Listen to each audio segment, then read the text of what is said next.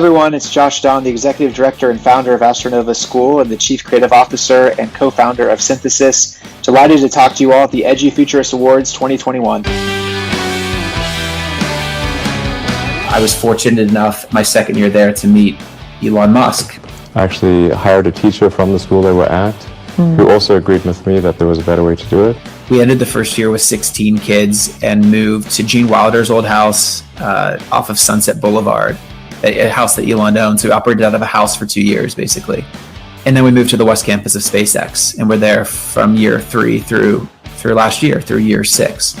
It's called Ad Astra, which means to the stars. That's maybe a bit different from most other schools, is that there aren't any grades. There's no grade 1, grade 2, grade 3 type of thing. What went through your head when Elon Musk asked you to start school with him? Oh, I tried to just not ask like the stupidest questions on the face of the earth when I was at SpaceX, right? So I got to...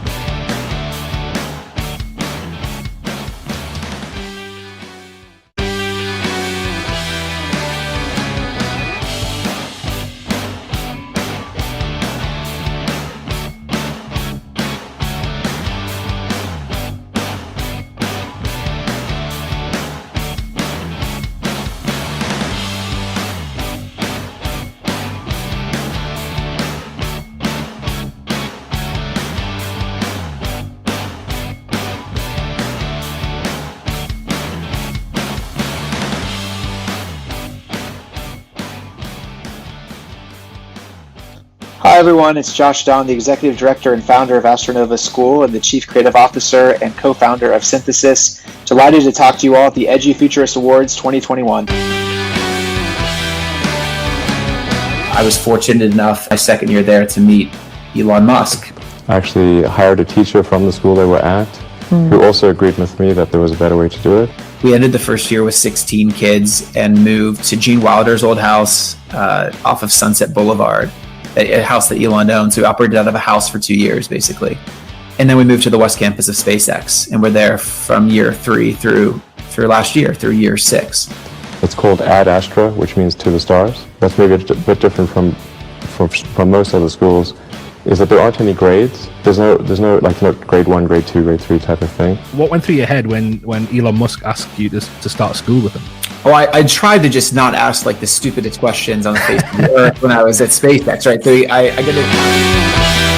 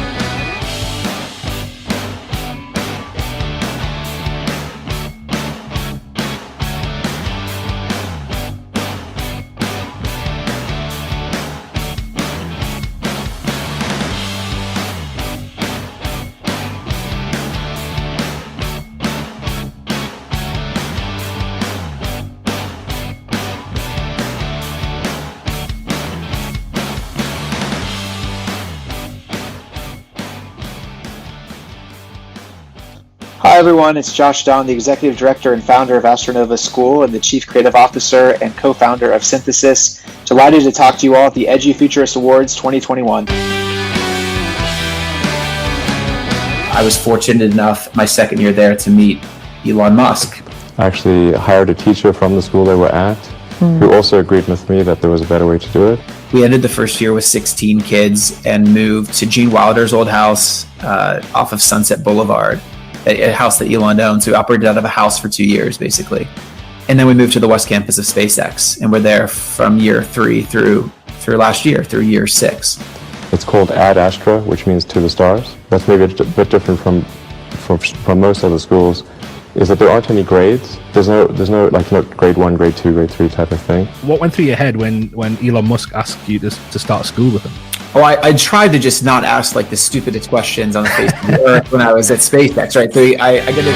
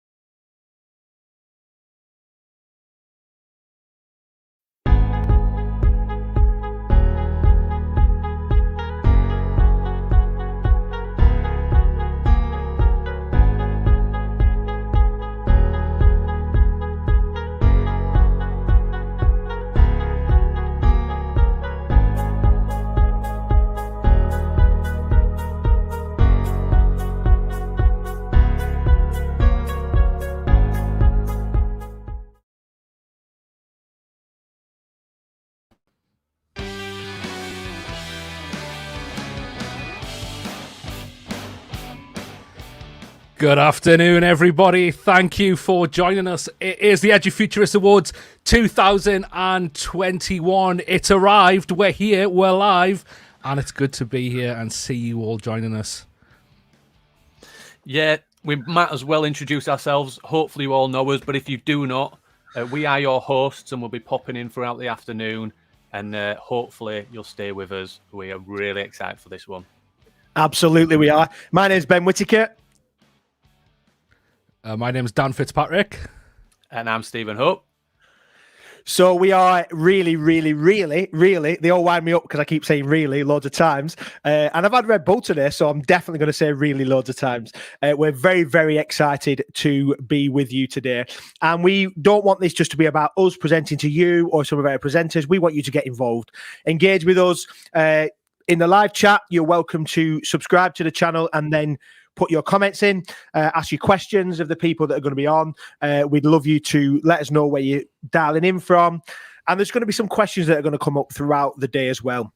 We're going to ask some questions about your favourite Edufuturist podcast episode. We're going to ask some questions around your moonshot for education and where you would want it to go. So, yeah, please get involved. Let me just say as well, if you use a hashtag ESA21, that'll pull everything together on all the different social media channels.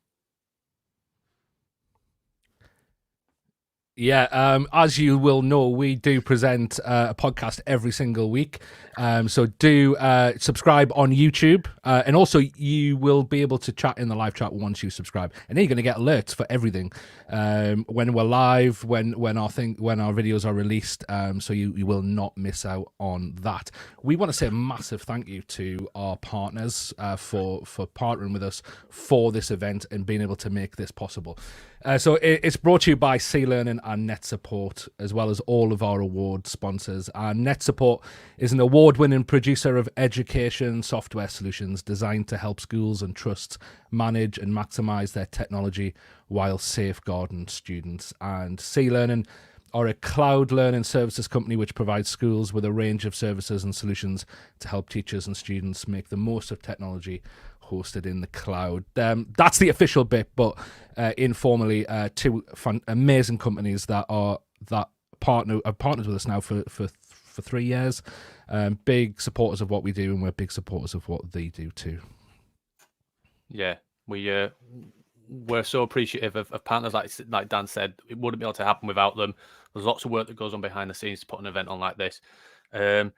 And it leads on to the awards and the partners that make the events possible. They support us along the way, and they support you, the nominations and the winners, and put their money and their backing behind everything we're trying to achieve, which we absolutely love. You can see them all here on the slides. Some are in partnership with, some are sponsored by, but they're all key players in where we're trying to get to. We also like to thank our amazing judging panel who spent time making decisions that you'll see today, and the winners that we'll announce, but also over to the public, to you. 8,500 of you voted in the categories this year. That's massive. And every year it gets bigger and bigger. And I think we're in awe. We're just 3 people trying to make a difference. And I think we had a bit of a chat before we came on air. 8,500 people voting for the Edufuturists Awards. It's starting to grow, and it's becoming a big day. It's a massive day for us. Ben's already had 3 Red Bulls. He downed them just before we came on. I don't drink, and I've had a pint at Top Shelf. I don't know what Dan's having, but it's massive. It's massive, isn't it? So yeah, we're really proud, and we're really proud of the awards as well. You know, sustainability, the environment, and everything that we're looking at. So our awards themselves are made from recycled material and sustainable wood. Look at them, and for the winners. Hopefully they'll post on social media what they actually look like in person. The picture does not give it justice. I don't think they are spot on, but the important bit is sustainability and the agenda around that as well. Yeah. So as we get into the content of today, we want to just give you a little bit of a taster of our keynote speaker today. Josh Dawn is the co-founder of the Astra School, which this just blows us away. Elon Musk, when Elon Musk rings you up and says, we want you to come and start a school, for him to be able to speak for us today, we're very, very excited. to bring that to you later on. We're also got some other amazing things that are going to be on. But it's a great opportunity for us to celebrate individuals and organisations today, and these people from across the education sector and from around the world. So we're grateful for those people that are joining us. I know we've got people in from Jordan, from Australia, from India, all sorts of places today. So thank you for joining us. And we talk a lot. Everybody that meets me says I talk a lot, but we want it to be an engaging, interactive experience today for the winners, nominees, but also for you delegates who are joining us. So don't forget, put your comments into the chat, your thoughts for the day. We'll be asking questions. Remember to use the hashtag ESA21. And when you're sending the questions in, it'll help us to spot them and bring them up on screen as we always do. We'll read out the comments throughout the day where we've got time.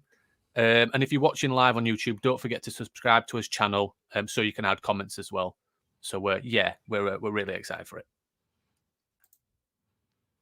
Yeah, definitely. And just we've tried to mix it up this year. So we've obviously got all of our amazing awards happening kind of over two halves over the next couple of hours. So stay around for that. We're going to have presenters of each award. We're going to have the people who win it are going to come on. They're going to give a little speech. We're going to learn more about them and the amazing stuff they're doing, because I guess that's the reason why we're having the awards, because we want these people who are doing some phenomenal stuff out there in education, really pushing the boundaries and really showing us what the future of education can look like. We want them to showcase a bit, talk a bit about what they're doing, so that you can go away and look more into them, and we can start to learn from each other. So as part of that as well, so 3:15, we've got our Future of Education Roundtable, and that is made up of some of our amazing judges who have been judging the awards this year, and they're gonna come together. They really are thought leaders in this field, where they're going to chat, and it's going to be hosted by our good friend Paddy McGrath from Text Help over in Northern Ireland. So thank you, Paddy, for that. Looking forward to handing over the reins to you over at 3:15. And then we've also got a takeaway interview. So as we've mentioned, Josh is going to be delivering our keynote at the end of this part. However, we then at 4:00 jump into an in-depth interview with Josh, where and you'll have seen clips of it in the ads just before we started, and that's an hour-long in-depth interview with Josh, where we chew the fat, get to know his motivation, his relationship with Elon, and all of that. So it's kind of going to build on what he's talking about later on. And that's a takeaway. So it means we're going to release it onto YouTube. We're going to release it onto our podcast channel. So you can either watch it or listen to it then, or you can take it away and listen or watch it at another time. I love that, Dan. I love that you just called him Elon. Just like he's loved it. Sorry, Mr. Musk. Mr. Musk, Sir Musk. Just before we kind of get started on our first set of awards, we just wanted to take a little bit of time to tell you why we do this, where it came from, and just some of our highlights over the last 12 months. And we'll kind of keep this relatively short. But for those people who don't know, we started this podcast about 3 years ago, maybe nearly 4 years ago, Dan. Me and Dan used to work together and just had this idea that we were teachers who were trying stuff in tech, playing around with stuff, and we wanted to share that. And we had that mentality of teachers helping teachers, where we can just showcase that. And that's essentially how we all started in Dan's dining room over in Bury, all them times ago before you moved back into the Homelander. Yeah, back in the northeast now, and it was amazing because it grew very fast, didn't it? And we had a lot of ambition. We were seeing a lot of amazing stuff out there, and we really wanted to get that out there. We wanted people to see and hear and practice what we were doing, and the amazing impact it was having with our students as well. So we put on our very first event over in Oswald Twistle. Have I said that right, Ben? Oswald Twistle, Ben's hometown, and we put a submission out there. Well, we put a form out saying, does anyone want to come and talk at it? And Mr. Stephen Hope came and give a keynote at that. Steve? Yeah, it's always interesting when somebody says it's going to be at a church. And I was like, okay. And trying to find it, I was like, I kept parking at the wrong church. I was like, it's a very different experience. If you've ever been to the summit and ever been to the place, I was look at the coffee shop. It was amazing. And it was so great to be part of the day. And we just clicked. I think we've become really good friends. We've stayed together. We do it because we want to celebrate educators, but we do it because we love it. You know, it's been our CPD for the last 3 or 4 years, and the learning and the stuff that I've taken from it. And if I'm honest, the learning from Ben and Dan as well. You know, I don't say it often enough. We put on these events. I don't think we celebrate, and I just want to say thanks to Dan and Ben for letting me speak at the first one, but also the talent that these two guys have is absolutely unreal. So a massive thanks to them. And yeah, we've gone from strength to strength. I think we keep pushing the boundaries, which is interesting, isn't it? Do you know, and where next? What do we do next? And what avenues of education do we go down? You know, it's the future. I think that's it as well. And what's really exciting about it is thinking about where this could go. We didn't ever think that we'd have to do an online event. And we did an online event, a couple of online events last year, and thought, oh, actually, we're okay at doing this. We quite enjoy doing it. A few partners worked with us and saw what we were doing and thought, do you know what? We can we want to work with them on that. And then we started getting guests that were kind of out of education, but we thought we could learn from them.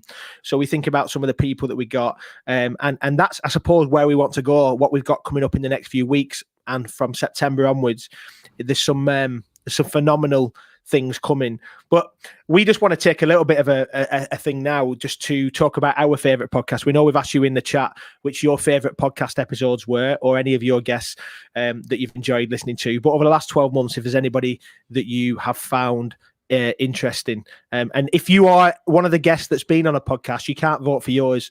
No, just kidding. Dan, what's been something that you've remembered or something that you've enjoyed over the last 12 months? Well, what a 12 months we've had. What an 18 months we've had. And I guess we talk a lot about pushing the boundaries of education, and pretty much every educational institution in the world has been put in a corner where it's had to do that over the last 12 months. So it's been amazing to see the reaction to that, and some of the guests that we've had on off the back of that. The guys we had on when we talked about assessment, that was all the way back last summer. So we were talking about how can we digitize assessment and make that work going forward. So things that we normally talk about, but actually starting to look at this more widespread now, where institutions, secondary schools, colleges, universities, primary schools are actually starting to roll this stuff out and actually push those boundaries themselves.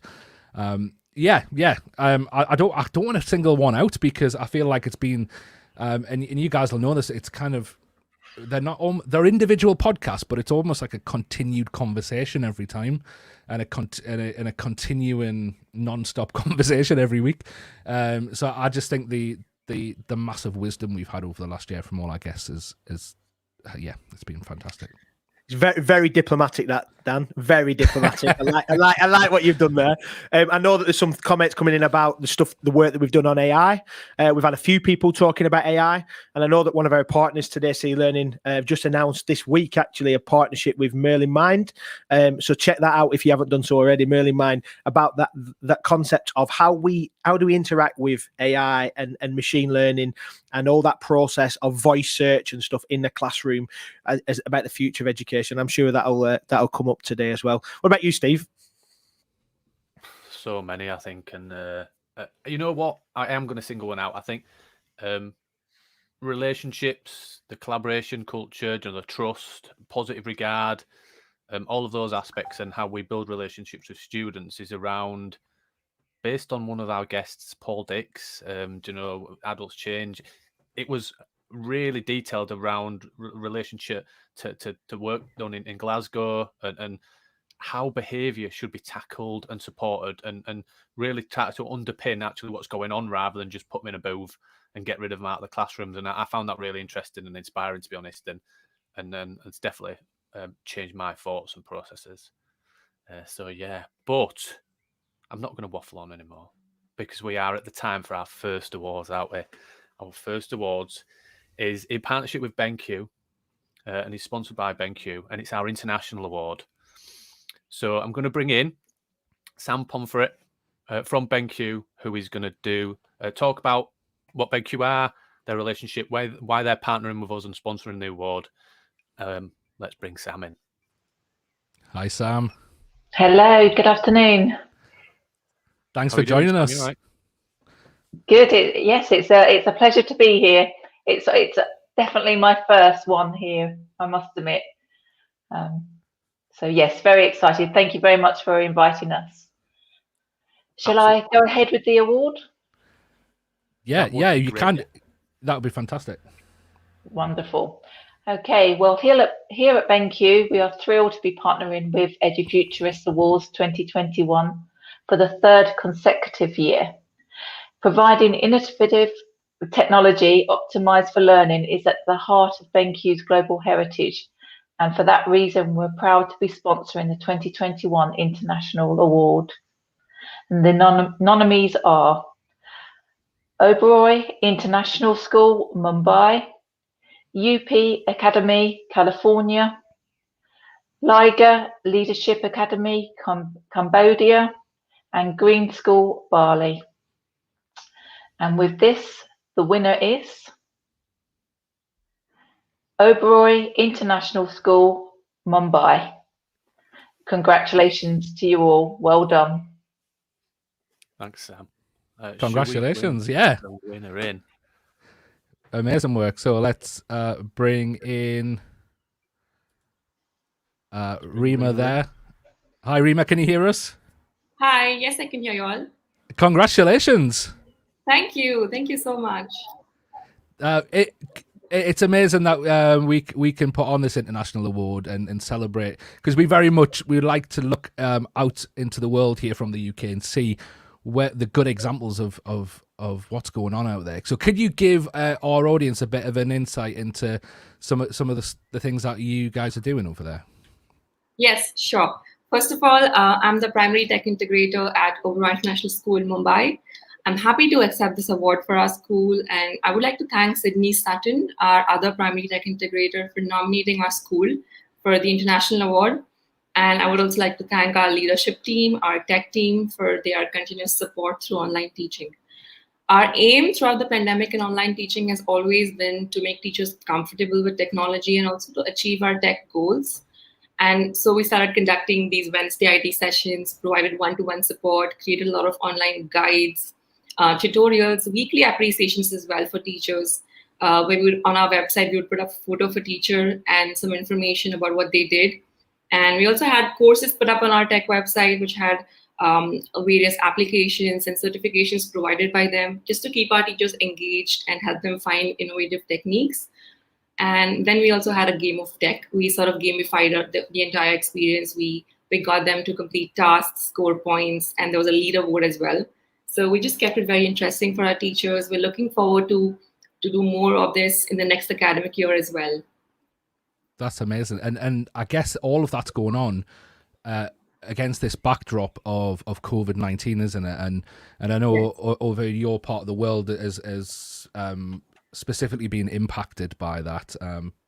I guess like we all have, but to a larger degree. And how have those challenges kind of spurred you on and helped you to innovate? Well, we've often gone and conducted PDs in our school. We've also attended PDs in a lot of different schools, and I think since it's online now, we attended the ISTE PD online in November, and then when we came back to our school, we started to conduct sessions online. So it was a challenge in terms of conducting it online, because I know if you would be in school, you would do so much more. Even in terms of coding, we have those gadgets, we have VR, we have AR. And doing it online limits us, and we can just use a lot of applications. We can definitely ask our students to install applications, to use all that they have, but in terms of resources, physically being in the building and being with our students, that was a huge challenge for us. So in terms of the PD, what has been some of the things that you've learned from other, you said you've collaborated, what have you learned from others that you've taken into Oberoi, and some big things that potentially have taken it to the next step? Any tips in terms of anything you've learned at ISTE as an example that you want to share? Yeah, my biggest takeaway in ISTE was the gamification experience. The entire ISTE workshop We had to complete a lot of tasks every day, and then we had a leaderboard and points, and then a winner was announced towards the end. So when I came back to our school, along with our tech team, we organized like a bingo with a lot of tasks and points. And all of these tasks were mostly things we do every day, log into a portal or do something that we do every day, and some courses that they could do. And then we got our teachers doing these tasks every day, and then we would update the leaderboard every day. And I think that got teachers really interested and excited. And we saw them opening up a lot of documents, guides, going through things.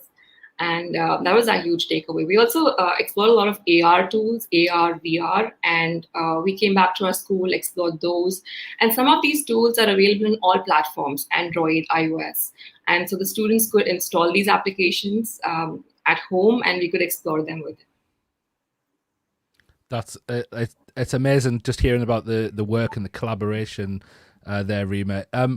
For people in our audience who would like to know a bit more about what you guys are doing and kind of learn from you, is there a website they can go to, or can they contact you or anything like that? Yes, they can definitely contact me.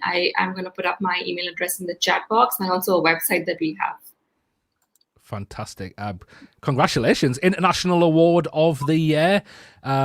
It's coming to you. It'll be flying out over the next week. So enjoy it and let's take some photos with it. We'd love to see you guys with it once it's arrived. Sure. Thank you, Steve, Ben, and Dan, for the opportunity. Cheers, thanks, Rima. Rima. And Sam, thanks for joining us and for presenting our first award of the year. Thank you very much. Thank you. Good luck. Next one will be so much easier, Sam. We promise. Okay, I'll hold you to that one. Thanks very much. See you soon. Bye. Yeah. Okay. Right. Let's move on to Network Manager of the Year. And something always happens. Someone just popped onto the screen there. Ben's muted. This is going really well. I promise you it weren't me. I didn't press anything there, I promise. I don't know who it was. I think we've got a hacker. Anyway, our next award, before we bring the winner on, whoever that may be, I think, Steve, this one's sponsored by StreamYard. StreamYard. We've used StreamYard as a tool. Kind of went at the beginning of lockdown and advanced. We're pro Google and we use Google Meet for a lot of everything else that goes on behind. But to engage with our audience, to promote on YouTube and socials, we've used StreamYard continuously, and StreamYard have supported us and supported us with the sponsoring of this event. We'd love to say that they're here in person to hand it over. But, they're supposed to be, but I think they were. But do we tell that last year we spoke to a chatbot and artificial intelligence? This year we've actually got to speak to a person. We've not seen this person, so if they exist, has anybody ever met anybody from StreamYard? Put it in the chat. If you have, brilliant. Take a picture and send it through to us. But if anyone would like to sponsor Network Manager of the Year next year, because I don't think we're going to have a sponsor for that award, then please feel free. It's to be honest, we started using them before they became really big, and we've been having conversations with them a long time, and they sponsored one of our awards this year, and we're really excited that they're sponsoring Network Manager of the Year. Network Manager of the Year it's an interesting award because we explore the future of education, and one of the big parts of that, one of the big facets of that is the ed tech, is the technology that kind of underlies a lot of what people are doing in terms of innovation within their schools, universities, colleges. So kind of the unsung heroes behind that are the network managers, and that's why we created this award. We wanted to put them on the stage and to celebrate them. And it's become kind of hotly contested over the last few years. There's a few people who like Abid got it last year, and did a lot of campaigning for that. And then the year before that, we had Dave Leonard who won it. He was up for it again this year. So yeah, should we get to the nominations? We shall. Okay, so nominations for Network Manager of the Year this year are Peter Horner, Dave Leonard, Lee Jepson, and Ayman Famawi. And the winner...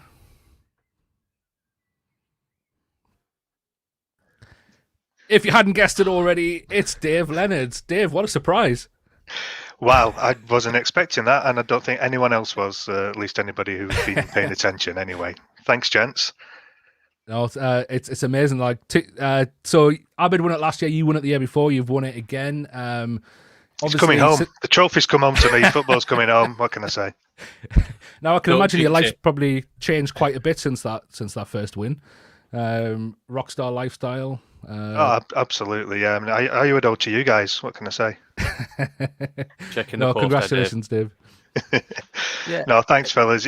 It's always an honour to get any kind of recognition, and yeah, you're the only ones who've recognised me. So I now love you twice as much as I did before. But thanks very much. It's really good to be able to accept it myself this year. Whereas I think last time when I won it, I was down at the Innovator Academy at Google, so it was a bit of a removed event, and it kind of feels fitting that I'm accepting it through a computer screen. It's kind of where we've all been for the last 18 months, isn't it? But yeah, I just want to say thanks and congratulations to all the other nominees. You're all winners in my eyes. The only difference between us is that you've got one less thing to dust. So congratulations on having that obstacle removed. I'd like to say thanks to a few people if I can, or we can have a chat now. It's up to you. I mean, we've got 5 minutes to fill, haven't we? So carry on, mate. Please carry on. Cool. So first of all, my partner in crime on Learning Dust, Andy Colley. So you guys really inspired me to set up my own podcast, and I can't thank you enough for that inspiration. But Andy has been my partner in crime in Learning Dust and really adds a great balance to the show, I think. Sammy White and Paul Farrell, both really inspiring. Sammy's got me involved in Joy FM. Paul Farrell is a friend, a confidant, and the host of the Sea Learning Virtual Staff Room, which is a fantastic way to spend your lunch times if you've never been there before. I want to say thanks to my IT team. I've got a brilliant team around me. At risk of being a humble bragger, as Jamie Smith would say, I really do stand on the shoulder of the giants that I employ, and particularly I wanted to thank the long-suffering Richard Platt, who's been with me for over a decade now. I want to say thanks to my bosses, Karen Neville and Mark Morehouse, for giving me the freedom to innovate and experiment, and of course my family and friends, particularly my wife Dawn and my 2 kids, Amy and Katie. They are the reason that I do all this, and they put up with all my extracurricular activities. So thanks to you guys. Finally, I really want to say thanks to all support staff in schools and colleges. You guys have just said that how important that is, but I think that support staff are the foundation on which great teaching and learning is built, and it's brilliant that the Edufuturists have this award to recognise not just the IT staff, but it's really all about the wonderful people who work in schools. So thanks to you, thanks to everybody watching and taking part today. The future of education is in the hands of you good people, so let's continue to improve education for this and future generations. And that's my 1-minute speech that I've stretched out to 2 minutes. No, that was fantastic, Dave. And yeah, it would be great to chat, like you said. It'd be great to chat for a few minutes. Yeah, absolutely. Because I guess and I suppose we're going to be returning to this theme over and over and over this afternoon, and it's COVID, isn't it? And how a lot's changed over the last year, and kind of from the IT management side of things, and I imagine you guys have been under so much pressure to deliver over the last 12 months. Could you maybe tell us a bit about that? Yeah, sure. I think that different schools have been in different positions, haven't they? But every school has had to innovate, and I know that I don't think there's any school who hasn't improved or really taken what they do to the next level. Some schools were better prepared than others.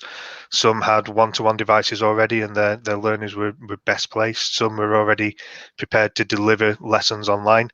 But I think no matter where you were, all schools have really jumped to the next level.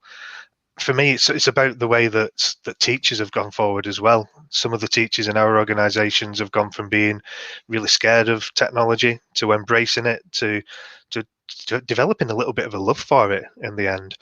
But around all that, there's been the technical challenges, and I know so many people in the industry who have worked tirelessly to enable teaching and learning. I think if this had happened 5 years ago, we would have been in a very different place as a nation, really, in terms of education continuity. So I think I just want to say thank you to all my colleagues who do work so hard and who sometimes feel that they don't get recognition. So I think this is really just something to be shared with them, to recognize all the hard work that they do. So whether you're using Microsoft, whether you're using Google, whether you're using Zoom, people have been used to communicating in this way, and it's all really built on that hard work and the challenge sometimes that IT staff put up. And it's challenged for good reasons, in making sure that people are safe, making sure that we're able to be looking after the safeguarding of our learners as well. All that comes down to the hard work of some of these people. And you mentioned Paul Farrell, and you mentioned Sammy and some other people, and there's some. It was really strongly contested award, this one, in terms of how close it was with the nominations and the judges. Talk about the strength of outside of silos of organisations and collaboration, and the fact is you're in IT, you work in IT, but actually how you collaborate with educators and the whole sector, and how that's brought from strength to strength, and what that means to you. Well, it's really at the core of what I do. I've always said that techies, and I use techies as a collaborative term, and it's all of us who work in IT, from those of us who are just starting out. I've got apprentices in my team, to people who've been doing this job for years. I'm old in the tooth now for doing this, but I think it's really important that techies get out of the office and get into the classroom. You've got to see what's going on around you in order to be able to support it. And then if you can take that to the next level and collaborate with people in other schools, in suppliers, it's just about trying to get different opinions so that you're well informed to make good decisions yourself and to support everybody. So yeah, for me, get out of the dungeon. Quite often we get the dankest, darkest last office on the plan of a school, and it's good to get out of there and to get into classrooms and see what's going on, see what your learners are experiencing, see what your teachers are experiencing, and try and support them in whatever way you can do. Be innovative, be creative.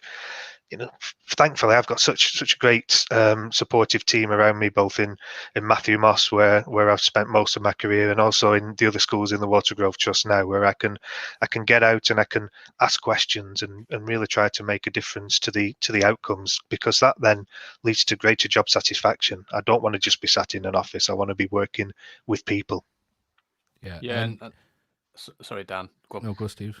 I was just saying, I think that going back to what you said about, I think it was Matthew Syed said it in terms of rebel ideas, and that the power of diversity, and that innovation shouldn't be hung on one person's hat or shoulders in an organization. Innovation is about the network, the strength of collaboration, and a diverse collaboration across different networks of, yes, sometimes, and wrongly so often, techies and IT departments get the gatekeepers and people who block things and won't let people. But actually, we need to understand how we can overcome those, and collectively, educators, techies, whatever the terminology is, how do we overcome this for the benefit of teaching staff, teaching, learning, and our learners? And I think you're a great advocate of it. And I think if we had Dave Leonards in every organisation and across the UK and worldwide, I think the problem would be so much easier, mate. That's really kind of you to say, Steve. So thank you. And like I say, I think the one last thing I would say is that my view is that IT should be transparent. If it's working well, it should be like a good referee in football. You don't really notice that it's there.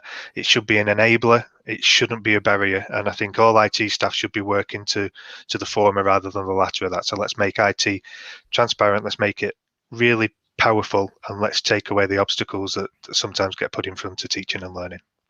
And Dave, you mentioned before learning dust, because will you just want to give a plug for that? Because I think if you've liked what Dave's had to say today, you're going to love his podcast. Brilliant, thanks, Dan. So Learning Dust was born out of the reason that I wasn't with you 2 years ago. I went down to the Google Innovator Academy, and as lots of us do, completely changed what I was going there to work on after the event. And I found myself having lots of conversations, and this is, to be honest, a lot of this all does come down to Ben. I know he's not on screen at the moment, so maybe you won't blush, but a lot of it stems from a conversation that I had with Ben. I was at the Association and Network Managers in Education event, and Ben spoke there, and I just thought I really resonates with what this guy's saying. Ben came to my school and he said, "You don't really realise that your approach is different, do you?" So I had a lot of conversations with teachers, with techies, and I just found that breaking down those barriers that I've just talked about there isn't the norm in a lot of schools. So Learning Dust is about forming better working relationships between teachers, techies, and senior leaders. And myself and Andy Colley, who I mentioned earlier, have really had some wonderful experiences. It was interesting to hear you guys talk about the learning, the PD that you get from doing it. Andy and I really enjoy our conversations, and we've had some brilliant guests. It's called Learning Dust because it comes from a quote from Professor Tom Crick, who once said, "Nobody ever picked up an iPad and magic learning dust fell out to the bottom of it." You've got to have a strategy. You've got to have a thoughtful approach to making the best of technology, and that's really what we want to try and do. So yeah, Learning Dust is all about the guests. Really, it's just got two northern blokes who like to talk, going over the top of it. A little bit like another podcast that I love. It's not too far from here, but there's three of you. Yeah, and I don't think I'm giving away any secrets, but there might be a bit of a collaboration coming up between the two podcasts. So yeah, I'm looking forward to that. And who knows that we'll have Edudust or Learning Futurists. We'll work on a name for it because those are two rubbish ideas. So if anybody's got a great idea for a mashup between Learning Dust and the Edufuturists, keep an eye out because that's coming in the next few weeks. Thanks. Network Manager of the Year 2021, Dave Leonard. Congratulations. Thanks so much, guys. So they're coming thick and fast. We are now on to University of the Year. God, are we freeing already? I don't know if I want sweating so much. I think this is easy, Dan. I don't know if it's warm or literally it's the energy. I don't know if it's that pint of top shelf that's kicking in yet. I don't know, but what universities have had the challenges of what we've all had. I think it's been a really interesting year, 18 months for universities, how they've responded, and they've been on an accelerated journey. And I think the nominations for that showed how important it was, and a lot of the stories and the rhetoric were around the journey and the accelerated programs that they were going on. We're delighted to bring on Emma Hall from Surpass, who are sponsoring the University Year. Afternoon, Emma, you right? Hi, I'm good, thank you. Yeah, thanks for having me here today. Thanks for coming on. Hey, pleasure. Great. Yeah. Okay. Can you just, Emma, could you just tell us a bit about who Surpass are, just so people get to know about you guys? Yeah, no problem. So, so can I just say, first of all, that we're really pleased to be partnering with you for the awards this year. It's such a positive thing to be involved in, so thank you. So the company behind Surpass, BTL, we were founded in 1985 by our chairman, Dr. Bob Gomersall.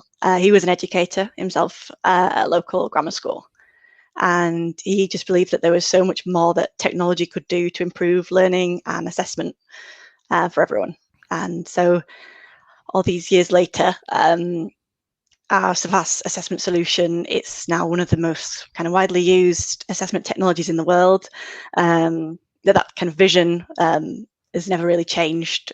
Bob's still our chairman, and he still, encourages us all not just to be innovative, but also to celebrate innovation wherever we see it and wherever we find it. So that's just why we're really pleased to be here today and sponsoring the University of the Year Award and recognising all of the brilliant work that these universities are doing.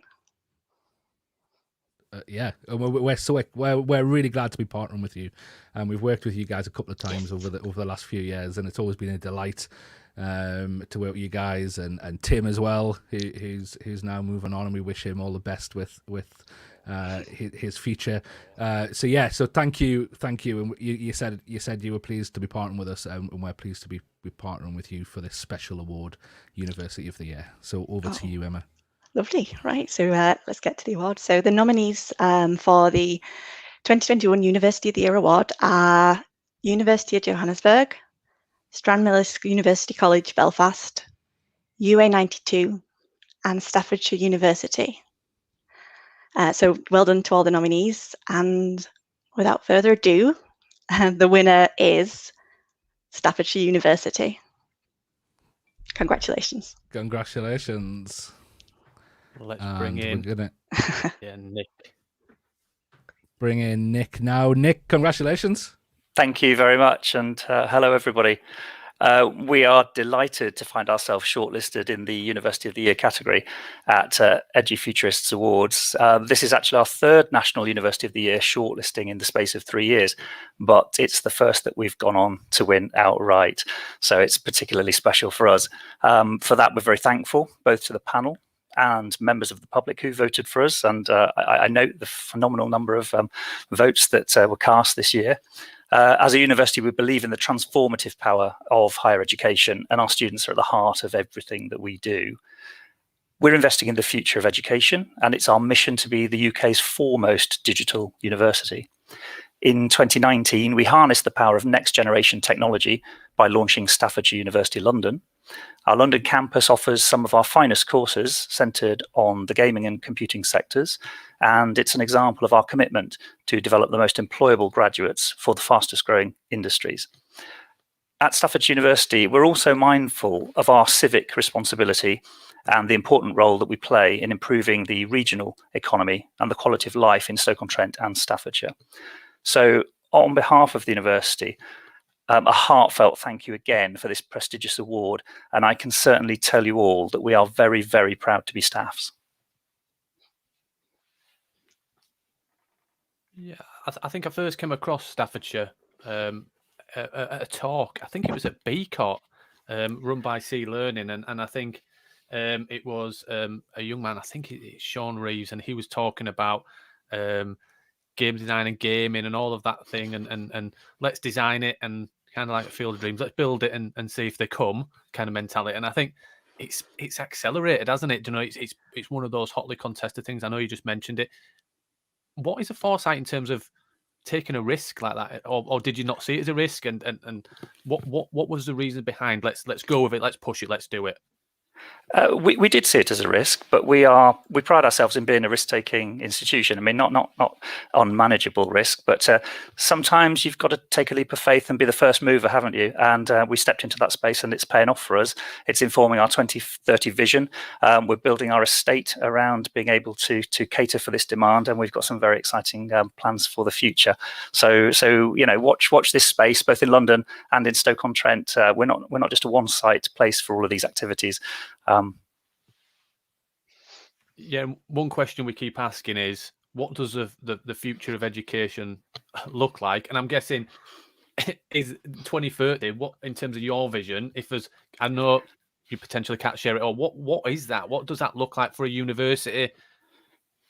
Has that varied 2030 vision? Has that varied based on COVID, and has that changed your thinking, or actually has it just accelerated it? It's accelerated it. You know, we've got future-minded people working with us at staffs, so this has put grist to our mill and enabled us to make changes faster than we would initially anticipate. I mean, I think you've talked about some of those gains that have been made with moving everybody to an online platform. But what we're trying to do is think about the future use of technology in education. We're working in the VR, AR, and AI space, as you would expect.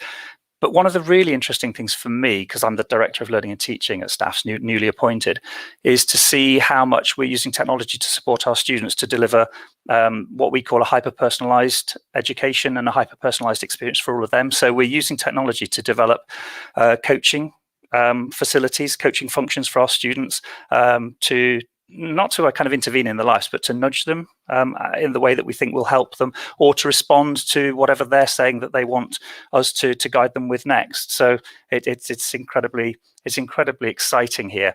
We're developing all of our spaces to be digitally enabled, so that you just walk into the space, and no matter what your device, you're connected, because we pride ourselves on being the connected university as well. I've just been working today with colleagues looking at a new building that we're going to be occupying and teaching from in January. And it's a fantastic space, very, very modern in its outlook. We're thinking of teaching diverse groups of students all in the same space, all at the same time, using this headset technology. So we're certainly hoping that we're going to get noise cancelling earphones and microphones that are going to be working properly to mirror some of the experiences that students will have when they get out into the employed workforce. we're looking to engage employers, we're looking to engage industries to start coming, using this space with us and collaborating with our staff and our students, so that there's no divide. I think that's what this technological advancement has helped us to achieve, isn't it? You know, breaking down barriers, making sure that there's no divide between sage on the stage and learners. I think that's a thing of the past, and we want to be part of this future, and we're using digital tech to help us with that. Well, University of the Air winner, Staffordshire University. Congratulations, Nick. Thank you very, very much. As I say, you know, we really, really are tremendously proud to have been given this award. So thank you. We appreciate it enormously. Thank you. And thank you, Emma from Surpass, for joining us and for sponsoring this award. Oh, thanks. Okay, we're on to. I've lost count, Steve. I've lost count. Where were we up to? 10, 15. I'm a blur. These glasses, they feel like they've got black lenses. I can't even see. My eyes. I don't know what's going on. 10. Right. We'll wait till the break and we'll get some medical attention for Steve's eyes. But while we're organising that, we're going to move on to staff engagement and training, sponsored by Canopy. And we're going to bring in Jess from Canopy. Hi, Jess. Hi, guys. How's everything? Going well. How are you? Yeah, good. Happy birthday, Dan. Oh, thank you. Thanks. Say that. I forgot about that. Gotta get that in there. Yeah, you all did. good. I did, Dan. Happy birthday, mate. Sorry, I've been with you all morning. But, Cheers, Steve. I've been talking to Steve all day as well, since early this morning. Yeah, so pleased to be here again to sponsor another Edufuturists Award. Thank you for having us. Thank you. I'm a bit surprised because last year, the great Andy Caffrey came on to present this award from Canopy, and was he wearing a full tuxedo? Yeah, sorry, I channeled my inner Andy as much as I could. I have my badge, my innovator badge, and a coat or jacket. What do you call these blazers? I don't know. Whatever you call them in British. Yeah, so Andy is engaged today, but I think is very jealous that I got to do this, and I'm kind of excited that I got to come and sneak in and give this award this time. So thanks. No, we are too. We're excited to have you, Jess. Could you just give audience a little bit of an insight into what you guys at Canopy are doing? Yeah, of course. So we do all kinds of staff and now student training with workspace skills, but we have historically done staff training in Google for Education as a Google for Education specialization partner. We do the coaching program, train teachers in level 1, level 2 certifications, and historically also help run the Innovator Academy. So we've had a busy year as pretty much anyone in EdTech has, like these lovely people that are nominated for this Staff Engagement and Training Award have been as well. No, it's good. You know that myself, Steve, and Ben, we're big supporters of Canopy and have worked with you and for you for a while now. So yes, a lovely connection that we have, and thank you always for supporting what we do. And we're so excited to support these events, and hopefully next year it's even a one in person. Shall I? Are we hoping for that? Yeah. Hopefully, yes. Don't jinx it, Jess. Sorry. Yeah, we've already started planning it. Let's not talk about it just yet. But we, we have one even sooner. Canopy Live, I should mention that too, in October. If anyone is interested in taking a real risk and trying some in-person event before the end of the year, we're selling those tickets now. But yeah. Okay, do you want to? Over to you. Let's go for it. Yeah, so I just wanted to say what an amazing job these people have done this year. This has not been an easy role to be in staff engagement and training. So well done to all of the nominees. And the nominees for the 2021 Staff Engagement and Training Award are Chris Melia, Farah Jukadar, I hope I said your name right, sorry, Stephanie Heath, and Ian Vosser. And the winner is, I'm very pleased to say, Ian Vosser. Congratulations. Thanks for always being a great inspiration at our events. Ian, awesome job. Thank you so much. Delighted to have been recognised with this award. There's been a huge amount of learning and engagement with digital technology over the last 18 months by both teachers and support colleagues across the world. And the work everyone is doing is really quite impressive. So yeah, super chuffed to get this. Thank you. Oh no, we know some of the amazing work that you've been doing, Ian, and did you just win an award? You just won another award, didn't you? Do you want to tell us about that? Just a couple of weeks ago, the National Teaching Awards, highly commended for Digital Innovator of the Year. So yeah, really pleased. These things seem to all come up together, don't they? So it's really good. I guess I'd like to make a few thank yous if that's okay. Of course, go for it. Yeah. Yeah. So first of all, I'd like to thank Karen McLeod at South Lanarkshire Council. Her belief in me, encouragement to become a Google for Education certified innovator. Shout out to London 19. Really did accelerate this journey, and incredibly grateful for her kind of continued support that's ongoing. I should also thank my team at Braze High School, in particular my line manager, Marjorie Cotter, and our head teacher, Ian Livingston. Both really understand that value in investing and empowering colleagues to deliver improved outcomes for all, and I really, really appreciate their support. My thanks to Pam Curry and the Tablet Academy Scotland team, who've allowed me to reach so many other people through the training and events that we've done together, and of course our partnership with Canopy there as well has been fantastic. And of course I should make a special mention to my wife Shona and all my girls at home who've allowed me to do so much of this. Without their support, I wouldn't be able to do it. So yeah, anyway, Edufuturists, thank you so much, and keep up the amazing work, because it's really quite impressive. Thank you. And I know you said there that the awards have come at once, and I don't think that's a coincidence, Ian. It's recognition for the amazing work that you're doing. So yeah, keep it up and keep inspiring us. Thanks very much. Certainly we'll try to do that. Thank you. Thanks, Ian. Congratulations, Staff Engagement and Training winner of 2021. And Jess, thank you turning up on behalf of Canopy and presenting this award for us. Thank you. Thanks so much. I'm glad I'm not the only Californian here. So welcome to the next one. Cheers, guys.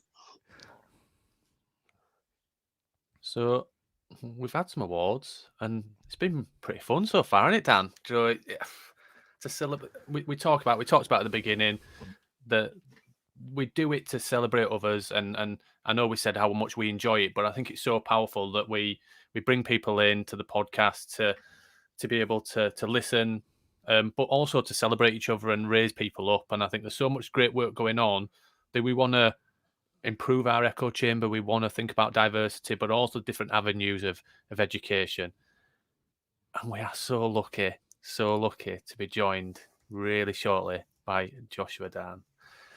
Josh is the executive director and founder of Astra Nova School in Los Angeles, California. The Astra Nova School is a successor of Ad Astra, the school set up in collaboration with Elon Musk at SpaceX. He is the co-founder of Synthesis, a company that brings students together from around the world to learn through complex games. We are so excited to bring you Josh. Let's bring him in. Josh. Hello. Hi, How are you doing? I'm doing quite well. How are you all? We're good. And do you want to just tell people why you're keeping your voice a bit low? Because it's not a sociable hour for you, is it? I have a 2-year-old and a 3-month-year-old that are dozing quietly for the moment. So yeah, it's about 5:24 a.m. here, but I'm so delighted to be here, and I really appreciate y'all invited me on. No, like seriously, when I emailed you about a week ago saying, "Are you sure you don't want to pre-record because it's like 5:30 in the morning over there?" I wasn't expecting you to say, "Yeah, I'll do it. I'll do it live." So thanks for that, and thanks for getting up early. If you've gotten up early, I don't know, you might get up at this time. I did get up early, but yeah, no, I've revisited that decision to do it live a bit. But no, I'm not. It's so much better to do it live. I would never be able to watch myself do a couple takes of this. I'd rather just run through it and share kind of what's going on with my world, and like eager to connect through questions with anyone who has any at the end. Fantastic. So should we get started so we can get some room for questions in? Are you sharing your screen, Josh? I will be sharing my screen. There's video though. I think that might all work. Is that right? Yeah. So I'm not seeing your screen on here. So if you click, this is going to get very technical now for those watching. If you click share, it's coming up now. Yeah. Yeah. And if you, hopefully we'll be able to hear some sound. Okay, so we'll just if not, then we'll improvise. Okay, cool. Right, we'll jump out and over to you, John. All right, perfect. Well, thank you so much, everyone. So delighted to be here. I just, hope to share a little bit of sort of my journey from being a fourth grade teacher to being the head of school at a school at SpaceX.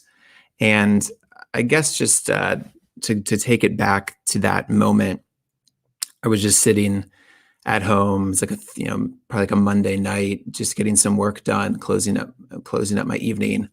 And I received this email from Elon's executive assistant that said, Elon would like to speak to you about a potential opportunity. Can you be at SpaceX at 6 p.m. on Thursday? And, I didn't know what to do other than to respond immediately. So I just wrote something to the effect of like, yeah, sounds good. Thank you, which betrayed the intense curiosity and nervousness that I immediately felt. And also just, to me as a fourth grade teacher at the time, I was teaching one of Elon's kids and was wondering like, okay, what could this potential opportunity be?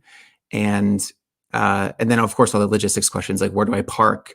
Do I say that I'm here to meet with Elon Musk for a meeting at 6 p.m.? Like all these sorts of things. So I ended up being late to that meeting, about 15 minutes late. So I didn't know where to park because I pulled into essentially like the rocket bay, like where they're like moving rockets in and out to ship them across the country to shoot them out of the Cape. And, in that moment, I didn't really know what to do. I'm at SpaceX. Elon's giving me a tour of the rocket factory. You're trying not to ask silly questions and you're trying to wonder what this opportunity might be. And in the end, this opportunity became a school, and it started just as this kind of small project, a project for his kids and a few others. And then it eventually involved, including more kids at SpaceX and around the city of LA. And in terms of direction, I had basically these three things. The first one was there's no budget, but spend money thoughtfully, which is a tough thing. Every time you're spending money, whether it's on, I don't know, like new staplers or whatever else, you're just wondering, like, is this like a thoughtful way to spend money? The second one was only hire world-class talent. So in order for someone to be hired at Astra, they would have to be interviewed by Elon, which made it really difficult sometimes to hire like an elementary school science teacher because Elon essentially has one standard, and that standard in his mind is world-class. And if they were not a world-class talent, whatever that means, however he defined it, then they unfortunately were not able to get a job at Astra, which made it really difficult to hire colleagues, especially in those early years.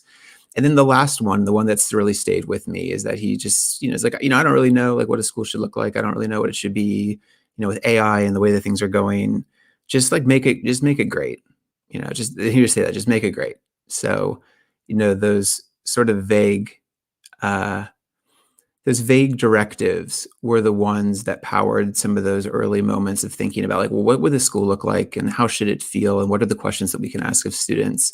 And like, what will my role be in this? Because I'm not an engineer, I'm not a mathematician, I'm not a physicist. In fact, like I'm pretty bad at math. And the idea was like, how am I going to lead this school that's at SpaceX? Am I going to be exposed as this imposter? Because, I'm not, I mean, to say that I was world-class was certainly a stretch in my imagination. And it felt like one of those fake it till you make it type things.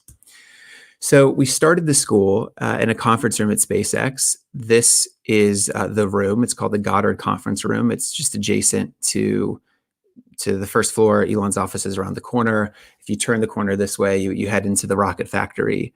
And the first day of school was 9 a.m. to 4 p.m.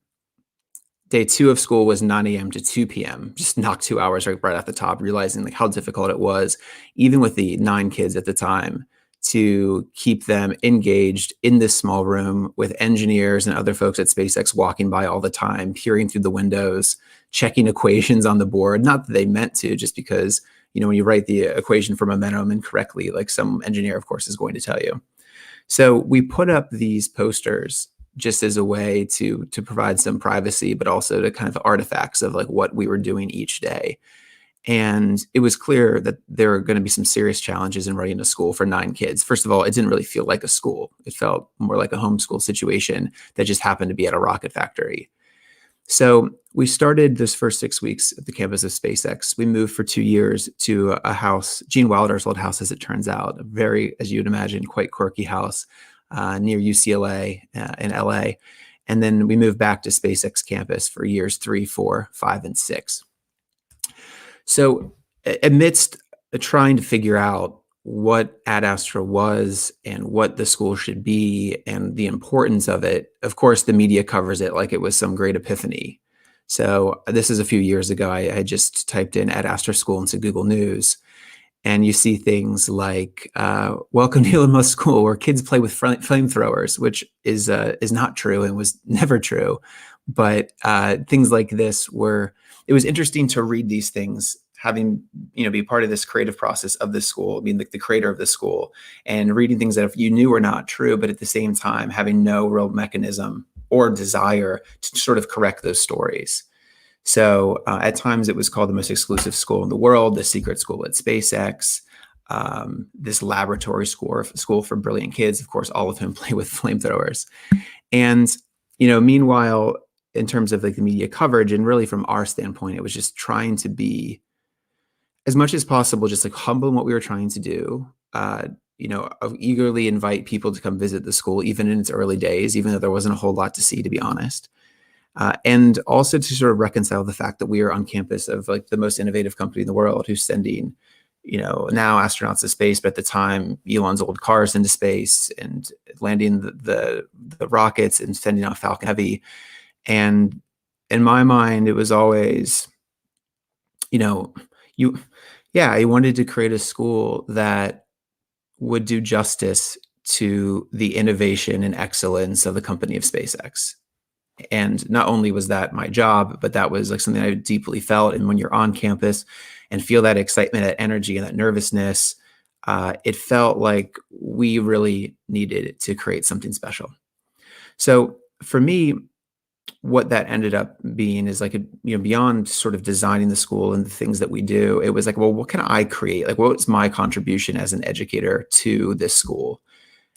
Because it was small. And as I mentioned, it was really hard to hire people. So it was difficult to manage a whole lot. I had like 2 or 3 colleagues for most of that Astra.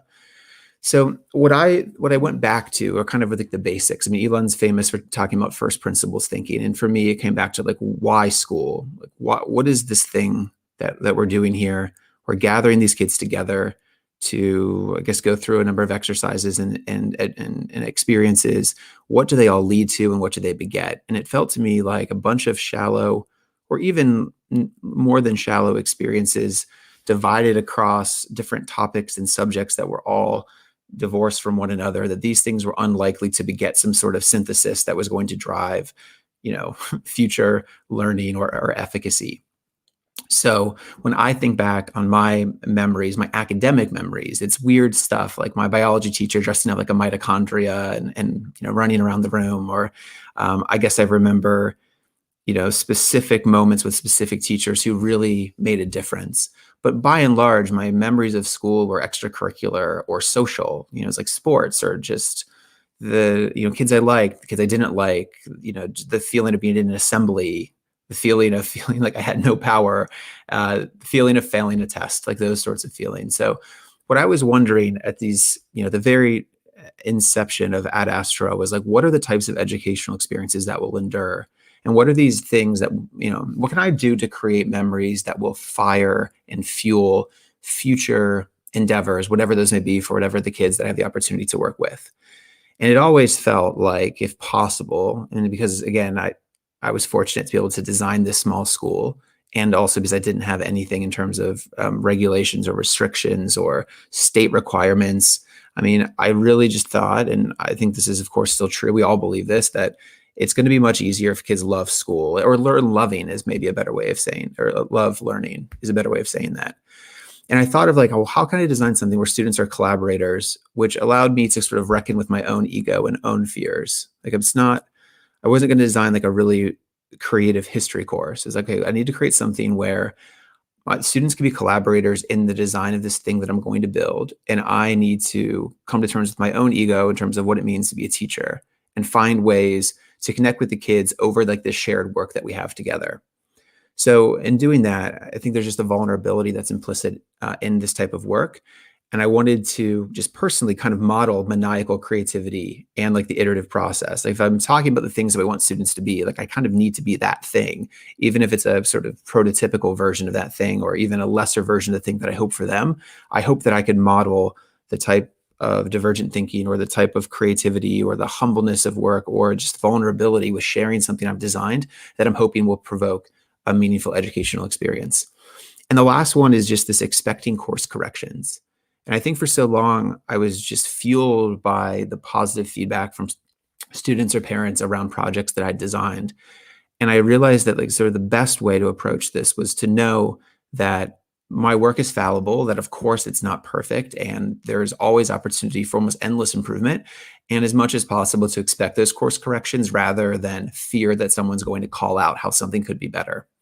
And then I think I would be remiss in not mentioning that Elon sort of looms over all of this, not because he was physically present so often at the school, but because, you're wondering like if he walks in, which often, he would from time to time, it's like, would he think that this would be something that would be the type of educational experience that would help fuel like the people that will be the first to go to Mars, like students that will go on to do like remarkable things, ideally some who will go on to work for companies like SpaceX or frankly compete with Elon. So would someone like Elon come in and see these types of activities and think like, like this is, you're on to something here, this feels like what a future focused education should look like. So I didn't know what to call this thing that I was designing in my head. So I called it synthesis because Howard Gardner had talked about the synthesizing mind. I just really liked that idea. So for me, it became this catch-all term that really were just experiences designed for reasoning and reflection. So it was up to me in my mind to design an experience that would fuel reasoning and reflection. And the things that these synthesis experiences had in common broadly were that they were novel, because I was designing them, in Illustrator or Pages or Keynote or whatever I needed to design them. And they were complex, decision-making focused, competitive and cooperative, and the opportunity for deep reflection. So they really started in two different ways. And the first ones were just more like ethical conundrum based. So like this is an early example of something I call Dinosaur X. Basically, this fossil is found. The skull of the fossil is on privately held land. The body of the fossil is on public land. The question is, like, this is a new discovery. No one's ever seen it before. What should be done with this new skeleton? Should it be kept at the local museum? Should it go to like the National Museum? Should it go to a private collector or be part of an international exhibition? Each of these options have different number of visitors per year. And the question was like, basically, who gets to decide? Is it the Twain family, the family who owns it on private land, the skull, or the government who owns the rest of the skeleton? How would they decide who owns it? And then where do you decide where it ultimately lives? I would create things like this where I was thinking about gerrymandering in the United States, which is the ability to divide up political districts, and wondering how I could model a question that students very quickly get into what gerrymandering is and think about how these districts could be drawn in an equitable way.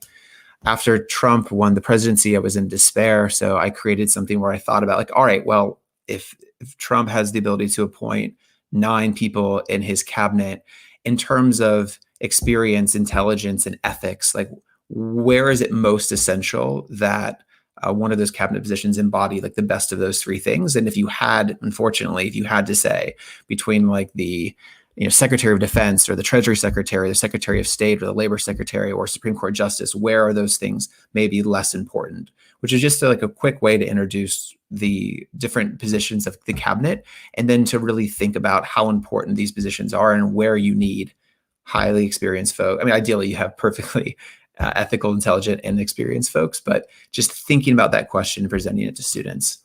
And then seeing where they felt and then recording that data and then having like a deeper conversation. But really my favorite piece was just asking these 1-sentence questions. And this one said, like, how would you spend $1 trillion in $100 billion increments to create the best possible future? You may not repeat any value.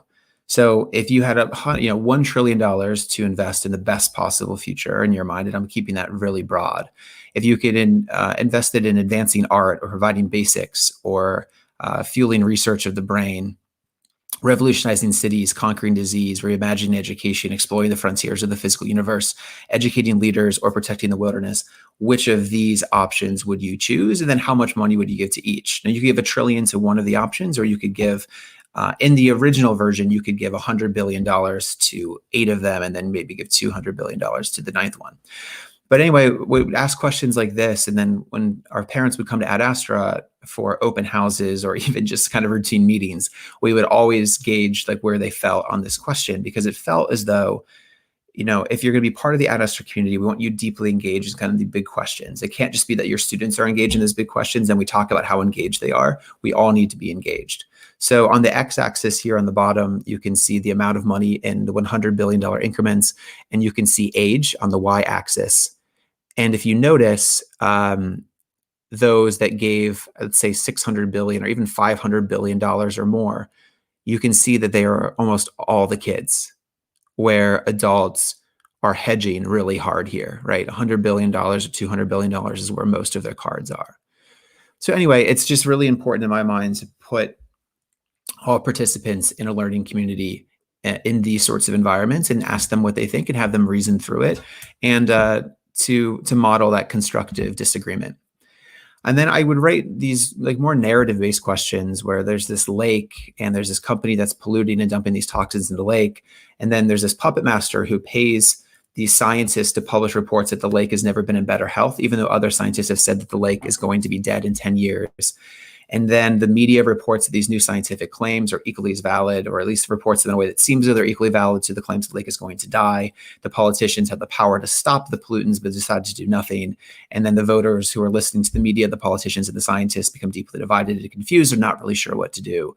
And the polluter continues to dump toxic outputs into the lake. 10 years later, the lake dies. The question is, who is most to blame? There is a more positive spin on this called the lake returns. These are both something called conundrums. So Synthesis became these ethical conundrums. And then I partnered with a company called Class Dojo, who has something like 55 million kids that use it every month, and found a way to create these conundrums and put them into videos so they can be shared. So right now there are 14 conundrums in seasons 1 and 2 total, and there'll be an additional 21 conundrums coming out this fall, which is really quite exciting. And I wanted to just share one with you. It's based on the dinosaur conundrum, the one I shared with you originally, and just kind of give you a sense of what these look like.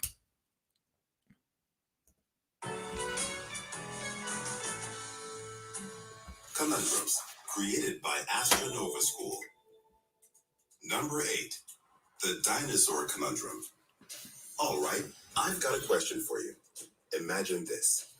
A team of fossil hunters makes the discovery of a lifetime in a sand dune far from any city or town. They find the biggest, baddest, most perfectly intact dinosaur skeleton.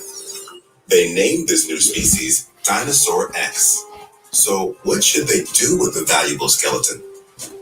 Option A, local museum. Create a museum for Dinosaur X close to where it was discovered. This will bring more people who are eager to see Dinosaur X to this part of the world, and visitors will have the chance to look for the next great discovery. Option B, research center. Send the skeleton to the world's leading research center. Experts will study Dinosaur X in great detail and learn everything about its life. Unfortunately, no visitors will be able to see it. Option C, Dino Universe. Send the skeleton thousands of miles away to the world's largest dinosaur amusement park that attracts millions of visitors each year.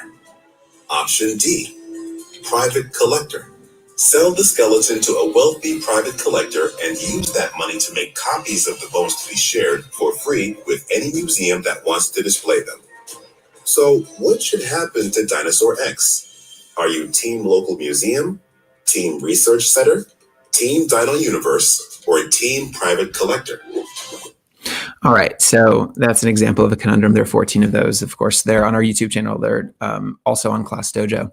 And the idea, of course, is that you can watch the video, get a sense of a good question. It's accessible, it's welcoming, and then like-minded people can disagree. All sorts of people have the opportunity to disagree and discuss like which of these options is best for the skeleton. So another piece, and to kind of wrap up here, that I started working on with this thing called Synthesis, was I started designing games. because it felt like if I could design a game, you're having to make some tough decisions. It's novel, it's complex, and it's a great way to engage. In this case, these are like two people games.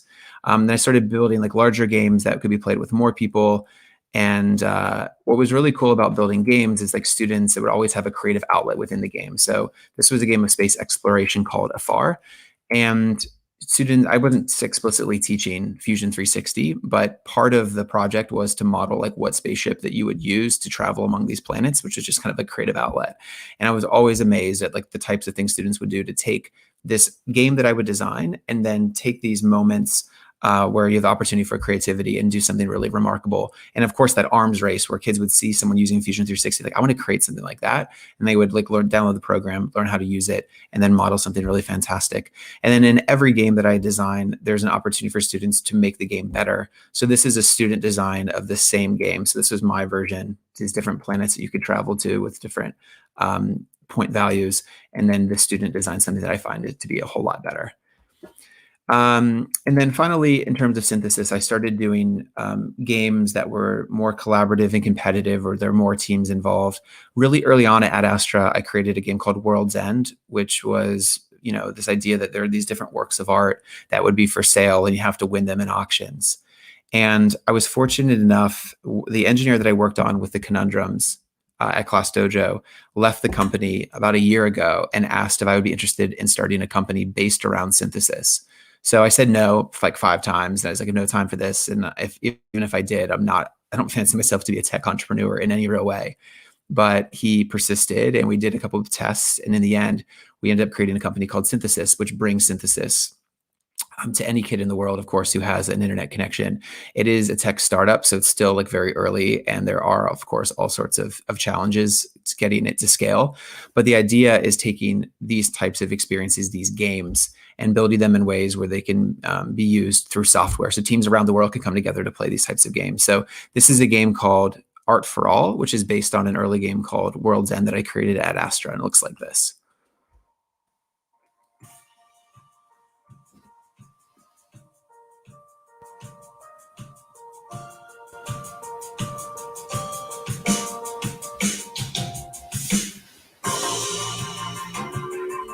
My name is Otto. Call me Matthew. Sorry, my light is horrible. Okay, should we travel now? Let's travel to Tokyo. I'm pretty sure that most people will be going to Tokyo. Why don't we go to somewhere where no one's going? Yeah, reverse psychology. If you guys don't mind, I've nominated Surreal Portrait. Oh, I found Abstract Head. It's so good at your time. I like the shrine game. Okay, yeah, you do that one. How much do we bid until we stop? Is 27 too much? How about 20 million for the ruler of time? 25. No, Vlad is getting it. Oh, we got one. We got one. Yes. Woo! Yes. We got it for 16,000. Let's go. We're first place.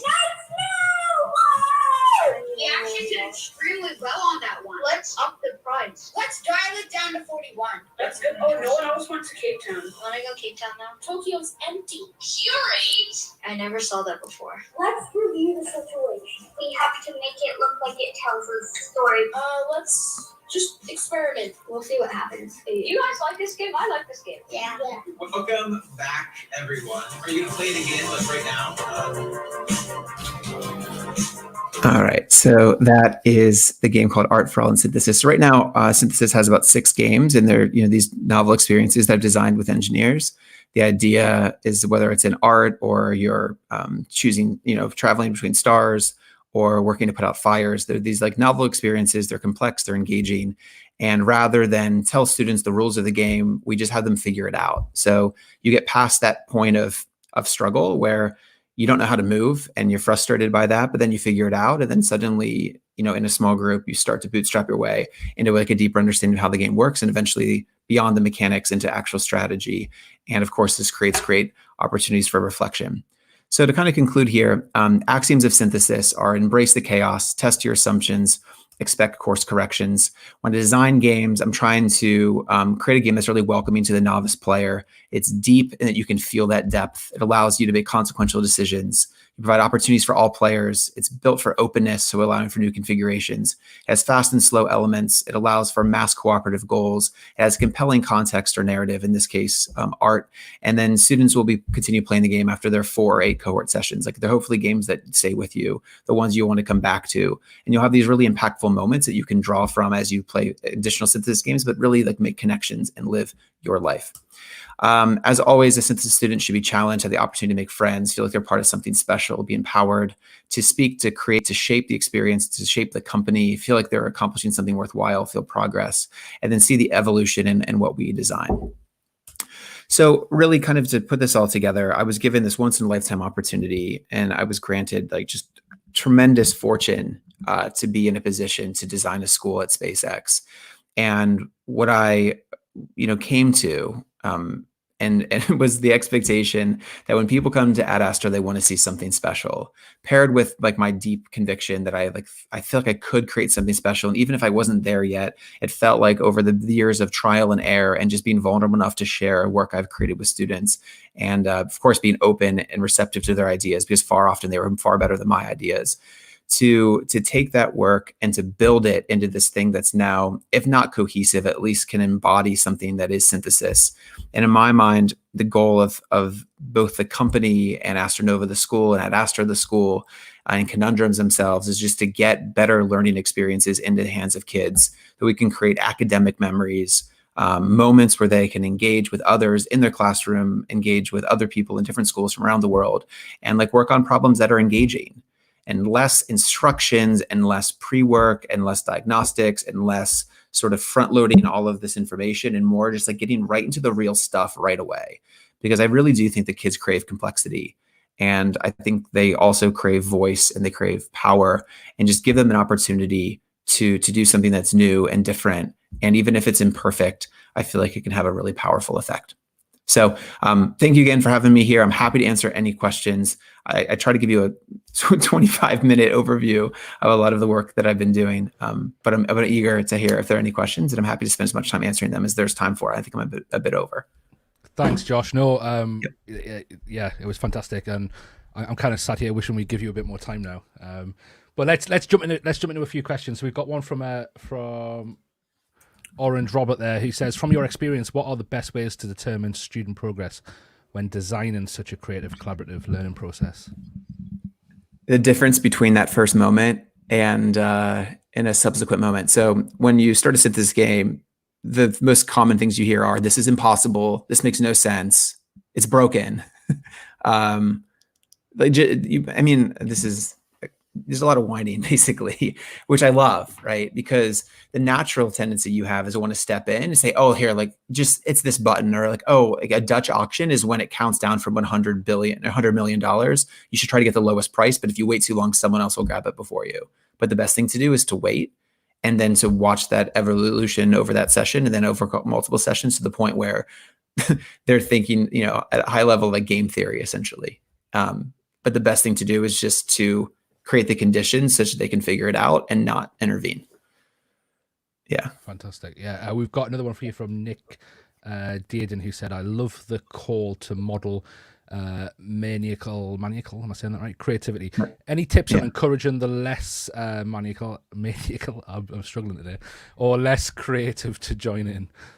Yeah.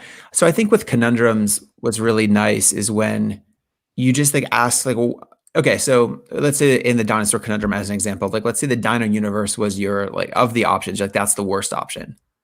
What I would say to encourage that maniacal creativity would be to say, all right, what conditions would have to exist such that that could be your best option, the option that you would actually say is the one that should happen. And the same is true of like the private collector. You might be totally against the idea that a private collector could own it, even if they're gonna make copies of that skeleton, but then ask like, okay, well, what would need to change in order for that to be a more desirable option for you? So I think so much, it's not that you have to be doing this kind of 0 to 1 creativity, but just tinkering always with options and thinking about the different shades of gray and bringing those into play as much as possible, because there must be conditions in which Dino Universe would be, the top option, especially if you said it should be like the local museum or something like that. So that's what I would recommend is the tweaking, and then you start to enough tweaking, it's like this new thing that you've created. Yeah, and we've got one more. just to fit in with the time here, what would Elon do? This is from Andy Lewis. Great question. What are your key learns on creating and empowering great cultural foundations? Great cultural foundations? Yeah. I think like not hedging is the big one. You know, I feel so if you look at the responses to that moonshot question, right? All the adults are giving $100 billion to all these causes.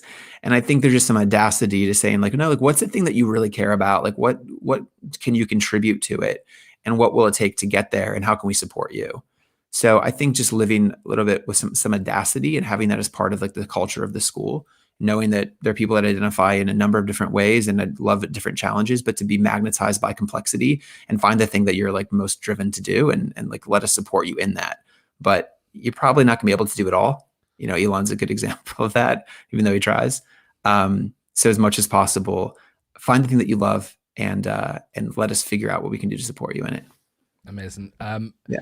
Like we said at the start, at 4:00 today, we will be releasing our in-depth interview with Josh. So it is an hour-long interview. The four of us chatting, getting a bit more in depth into it. So that will be released at 4:00 on YouTube as a video and on our podcast channel for everyone. Have you been drinking, Dan? Is it because your birthday? He's half cup. Yeah, definitely half cup. So. So Josh, thank you. Thanks very much for coming on at 5:30 in the morning and delivering a knockout keynote. Thank you. Thanks, Josh. I appreciate it. Thanks, guys.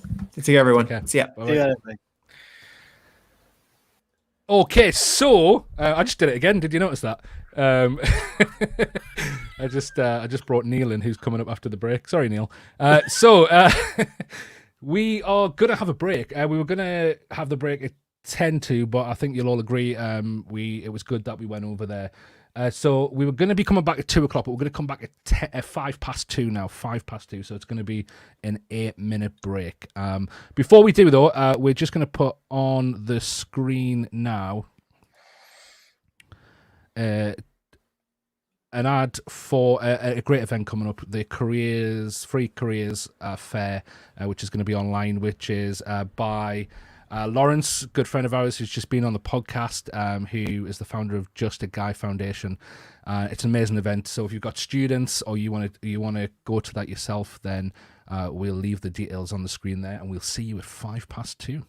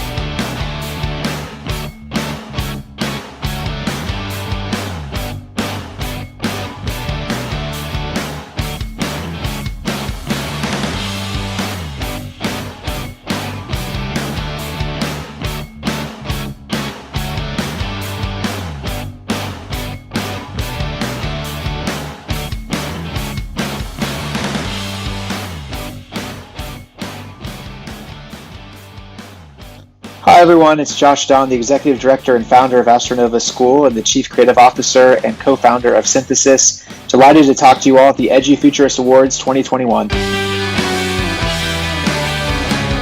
I was fortunate enough my second year there to meet Elon Musk.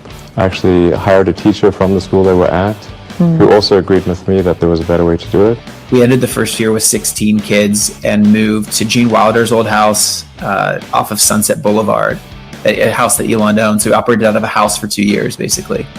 And then we moved to the West Campus of SpaceX, and we're there from year 3 through through last year, through year 6.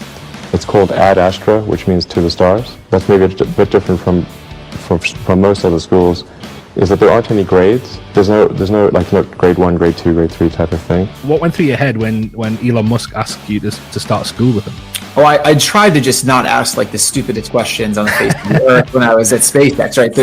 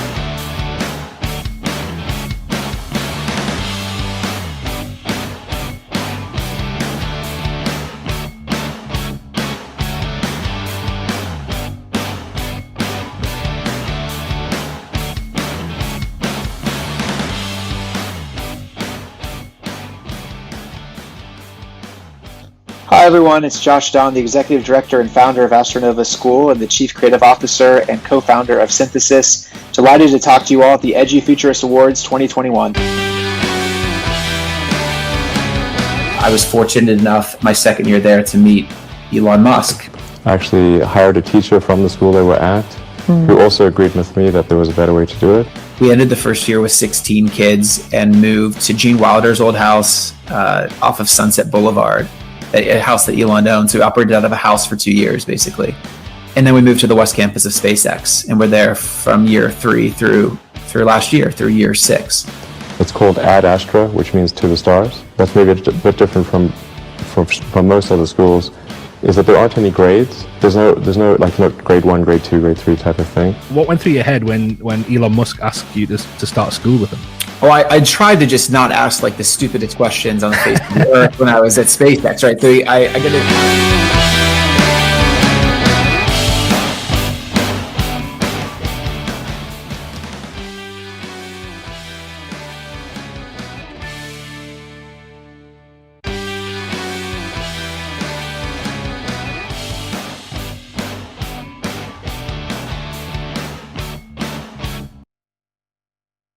Musk asked you to start school with him?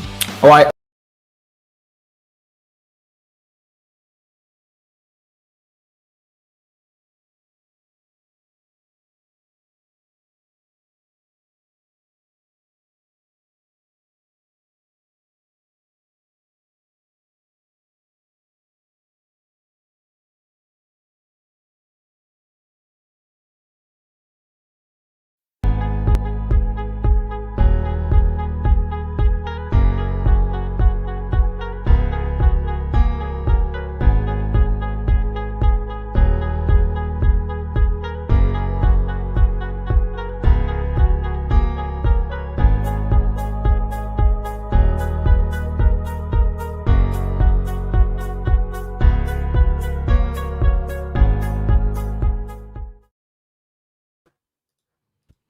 Hi everyone, welcome back.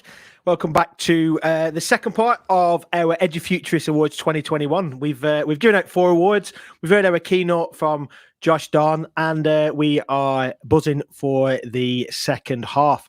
It'll be remiss of us today if we don't mention a few other things as well. Thank you to our brilliant partners, C Learning and Net Support, all the award sponsors, and also a massive, massive thank you to all our judges. We've got a page recognizing these guys on the website. Do check them out, check what they've done, and you're going to hear from some of them in the roundtable coming up afterwards. So, without further ado, I think it'll be only right. We've got some people waiting backstage to get on to our next award for today. Are we ready, boys, for this one? This one is something that we are super, super passionate about. I think we're quite passionate about a lot of things, but this one is important to all of us in terms of how we work on employer engagement. It's really important for us as edufuturists to make sure that we are preparing students for the future. And that's the reason why we called it what we called it.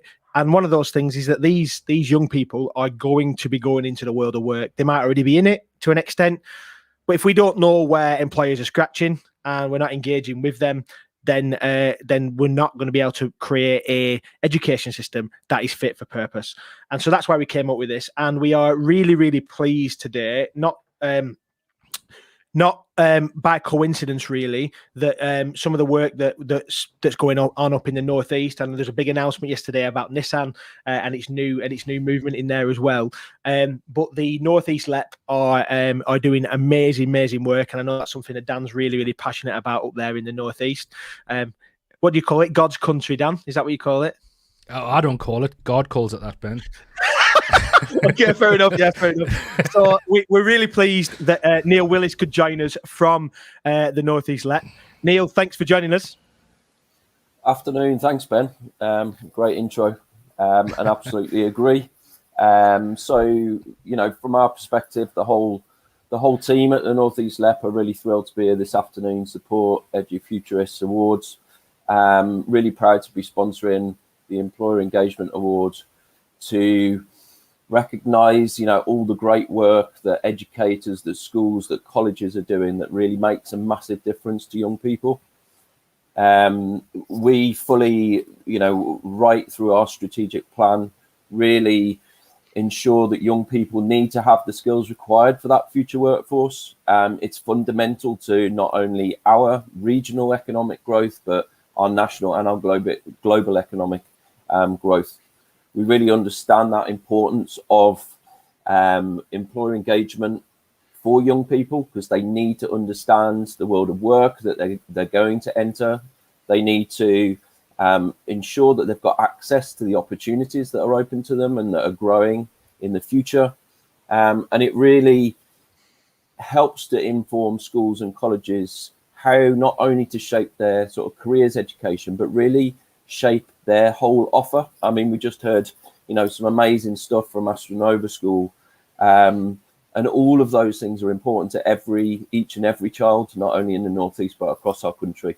So absolutely, delighted to be here. And if you're happy, I'll go straight into nominees for this award. Yeah, definitely. So the nominees for this award, the 2021 Edufuturists Employer Engagement Award are firstly the Sheffield College, secondly Northeast Futures UTC, thirdly Bridgewater and Taunton College, and finally Heart Learning and Development. And we're really proud to be able to present this award. So without further ado, the winner of this award is the Sheffield College. Well done to the Sheffield College, and welcome to Rachel. Well done. Hello.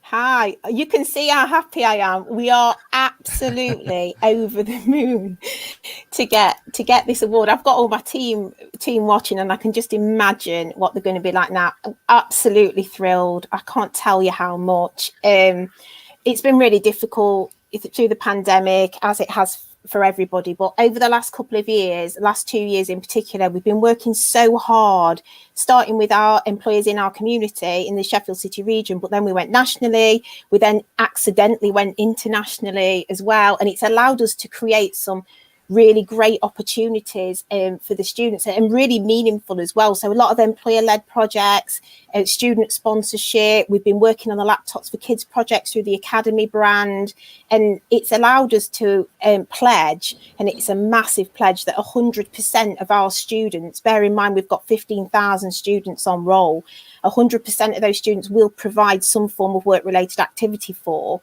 just from my very small employer engagement team. So it's been great. We've got the Employer Skills Academy brand, as you know, so we've got 15 Employer Skills Academies. We've got 4 secret ones being opened for September. That's going to be massive. So the employer sponsors now, I'm so proud to say, span across all our faculty areas. We've got professional makeup, professional cookery, construction, female engineering, IT, business and enterprise. We've got 2 national firsts under that brand as well, because we were very, very proud to get to be the first FE college that's worked with the Chamber of Commerce in the UK. So we've had 1,700 students go through their academy just in the last 2 years. We've got another national first with UniHead's Mental Health and Wellbeing Academy that's just completed its first year. So just going from strength to strength. And then I know some of you guys have heard about the Virtual Reality Hub already, but now complementing that brand is the Virtual Reality Hub. So 12 months ago, we didn't even know in my team how to use 360 cameras. We had no idea that the lockdowns allowed us to build a lot of things. So on the Virtual Reality Hub, we have our own employer placements on there, but we've also been working with some developers that are based in Sydney, Australia, Forage, that have allowed us to have some experience of work opportunities with people like Microsoft, Deloitte, Goldman Sachs are on there, PwC. So yeah, it's just going from strength to strength. So lots of employer-led projects, and we're really, really, really excited about September. But I always say I have got the best team. My team are absolutely fantastic. We've got a very supportive executive team at the Sheffield College, and that support everything that we want to do. But I do also have to thank Steve Spence, who's our teaching and learning innovator, because without his digital team, that they were the ones that taught us how to use the cameras. And I've now got my own 360 camera, so I don't even have to borrow Steve's anymore. So lots going on, but I'm so thrilled. I can't thank you enough. So good. It's so good. And you can see how passionate Rachel and the team at Sheffield are. And I know, Neil, it's something that you've been you're championing. I can see you smiling and nodding all the way through. Rachel's talking about this. So we're really proud to be able to give this to you. And it is an absolute honour, because what you are doing is leading the way. And I think that goal of 100% of learners getting a meaningful work is exactly how it should be, by industry, with industry, for industry. That's why we do what we do. And so just if we could, if there's ways for people to connect in with you at Sheffield College, what's the best way to do that? Yeah, so if they get put through Google Employer Skills Academies, or they can contact me directly on LinkedIn. We're really big on showing people around, and we want to share what we've been doing and how we engage with employers. It's just such a shame that we can't have people on campus, but we're happy for people to get in touch and come and see what we're doing doing as and when. But the only danger now is, what do we do next year? So last year I remember saying, oh, we've launched the academies, what do we do? Let's do VR. But it's so exciting, isn't it? It's exciting. Absolutely is. Thank you, Rachel. Well done. Congratulations to the Sheffield College. And Neil, thank you for joining us today. You're welcome. Thank you. Thanks, guys. Thank you. Congratulations. Okay, right. Amazing winner. I was just sitting there listening to some of the stuff that Rachel is doing there, and the guys are doing at the Sheffield College. Some fantastic stuff. Yeah, I'm on it. I'm just thinking, how do I make contact and learn from them? Because yeah, that's definitely on the cards. Our next award is the Primary School of the Year, sponsored by Primary ICT Support, and we're going to bring Rob in to chat now. How are you doing, Rob? Hi guys, good afternoon. Yeah, I'm good, thanks. How are you? Everyone all right? Yeah, we're doing well. I'm not sure if you've been watching, but I think it's going all right so far. I don't know, it's hard to tell from this side, but yeah, we're certainly enjoying it. Everyone looks happy, and it's a Friday, so I'd say that's a pretty good start, right? Yeah. Definitely. And you know, 100%. Dan, do you know that this award was the one that had the most votes in the public vote, Primary School of the Year? So yeah, definitely a very, very popular one. And we're really thankful to you guys, because this is the third year in a row that you've sponsored our awards and been part of it.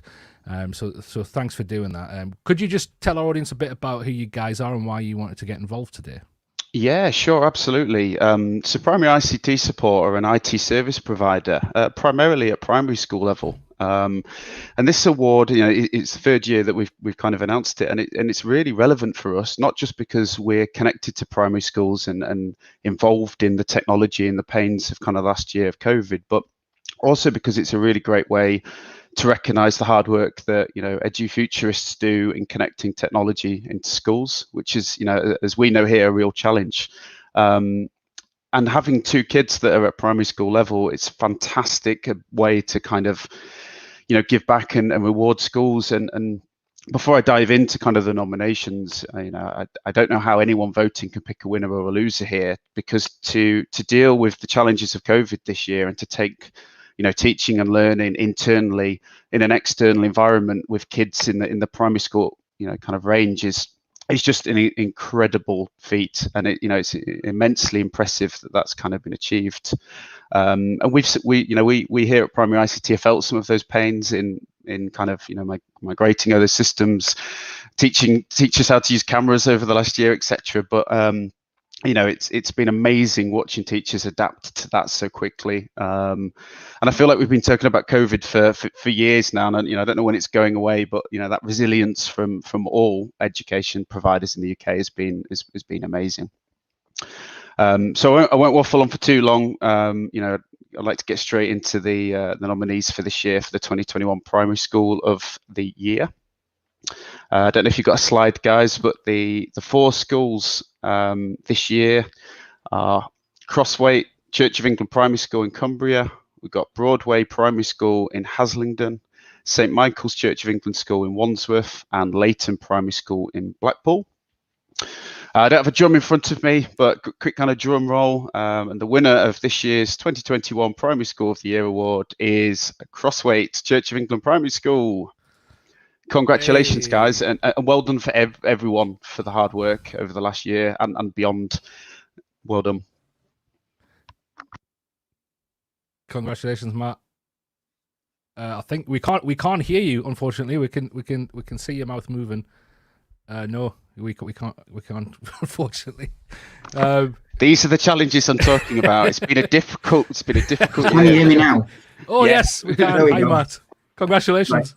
No, thank you very much. I can hear the screaming throughout the school, but I'm delighted to accept this on behalf of everyone here in God's true home country, which is Cumbria, which we all know. Big thanks to you guys all there for running the awards every year, and congratulations to everyone nominated. I think honoured to be included, but absolutely delighted to win. Just like to say a few thank yous, really. Thank you to everyone in the EdTech industry. We've been involved quite heavily for about 5 years now, and everyone I ever speak to is fantastically helpful. Can't do enough to help you. Brilliant, know the stuff. It's an increasingly important large part of the education community, I think. and those that aren't involved in it need to get a bit more involved in it. Huge congratulations to all the children that are screaming in the classrooms around school at the moment. They are far too good at using the technology we've got. I think that they're teaching us, they're certainly teaching student teachers when they come in. Massive thanks to the brilliant staff who are constantly enhancing everything here. Just a special mention to Mr. Rafferty, who started off about 5 years ago and is still involved with us quite a lot. And a huge thank you to Edufuturists and all your sponsors and everyone for the award again. Absolutely chuffed. Yeah, Pete Rafferty there. I think he was a recipient of one of our awards in the first ever. Yeah, he was. He was 3 years ago, I think. Yeah. When it was on a stage, nice stage, and a big presentation. Yeah, definitely. Well, next year. We're absolutely delighted here. So thank you very much, all of you.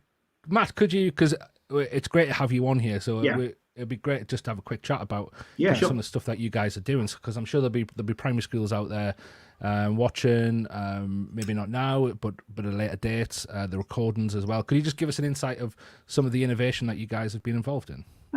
It's I think that the things that go beyond the whole one-to-one devices and the fact that the kids are so confident using mainly Workspace, Google Workspace for education, but various other things, we tend not to go too wide with the extra things that we adopt or adapt. So we'll use Book Creator and ThingLink and other things, but the kids are very, very competent and confident, not just using Workspace, but actually teaching families and ITT students.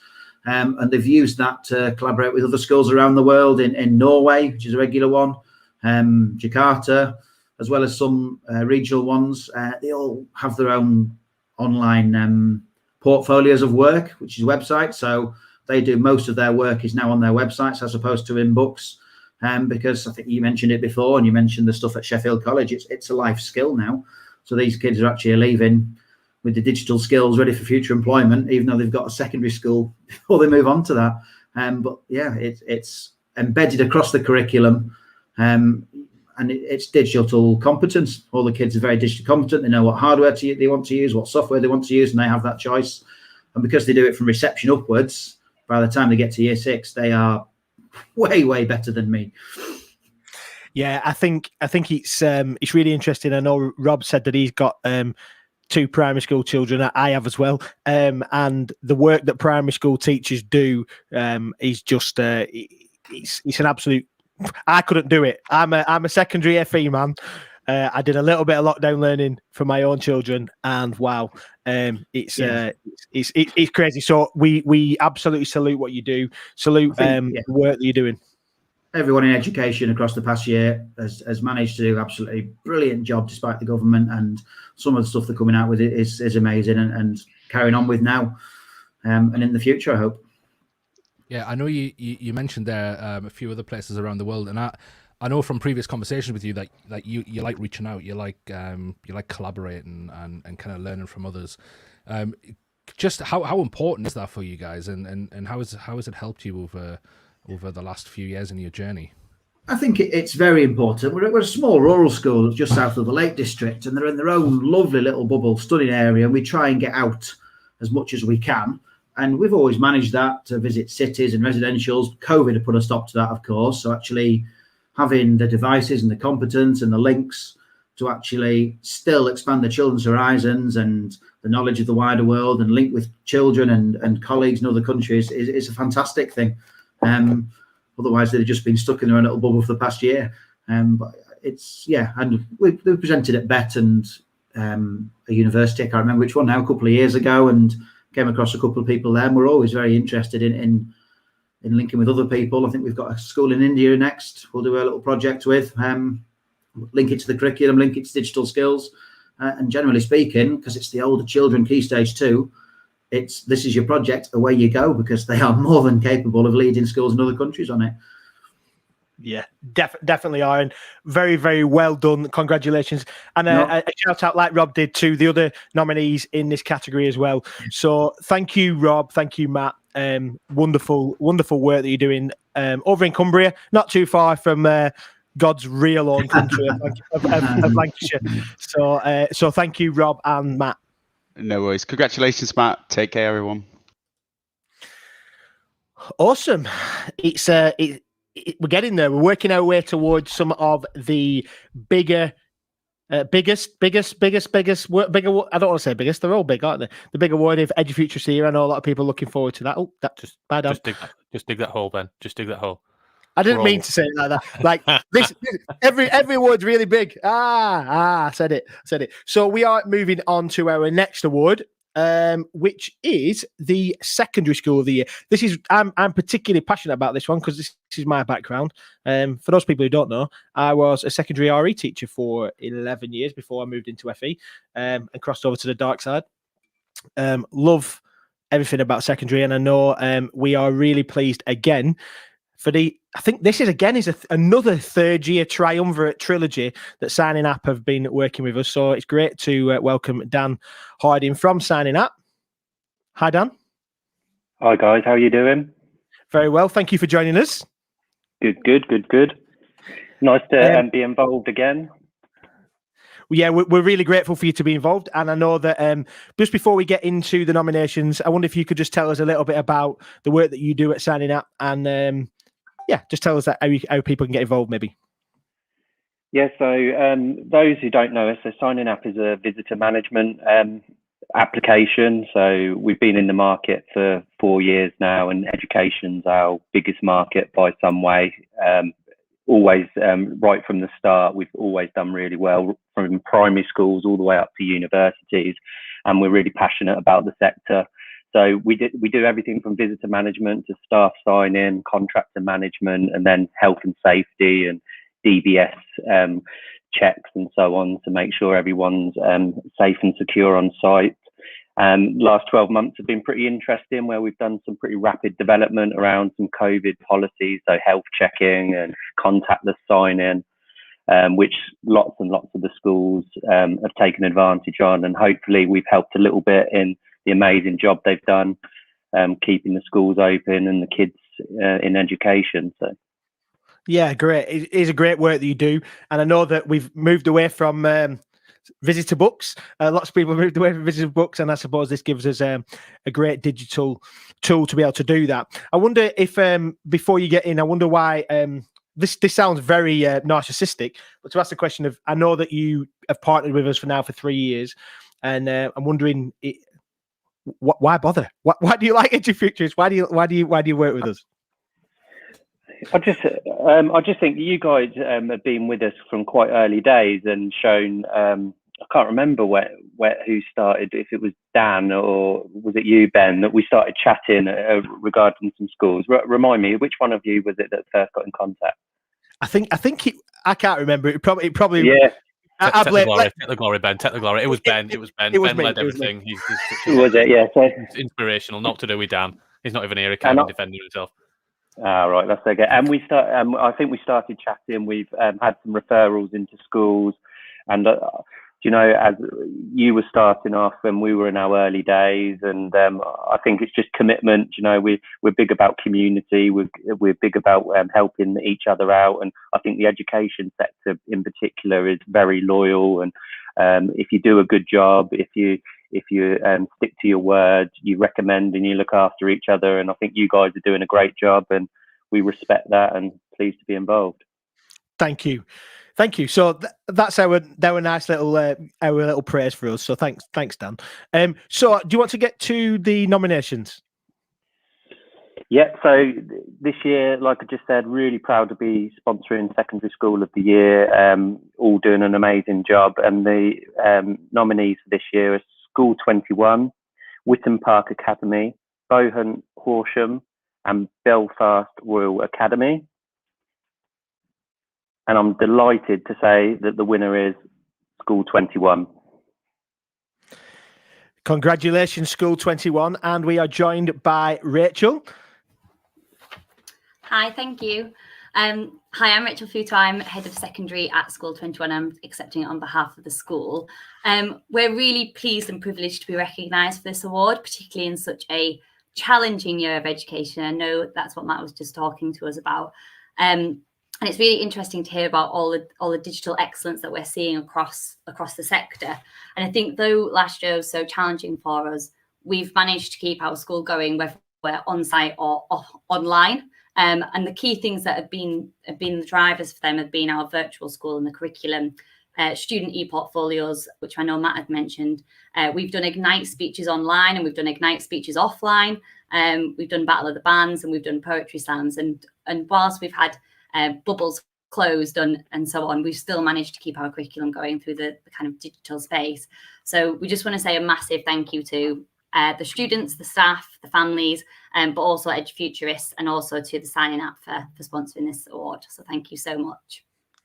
Yeah, great, Rachel. And I know that we've been big fans of School 21 for a number of years, and I know that for those people who listen to the podcast, we had Ollie de Botton, who was one of the co-founders of School 21, on the podcast a few weeks ago, and we talked about the kind of different school done differently. And I know that that's part of it. You have done the great work of being online and what's this, distance learning and all blended learning that we've had to do throughout the pandemic. But for a number of years, School 21 have been kind of pushing the button and doing things differently, haven't you?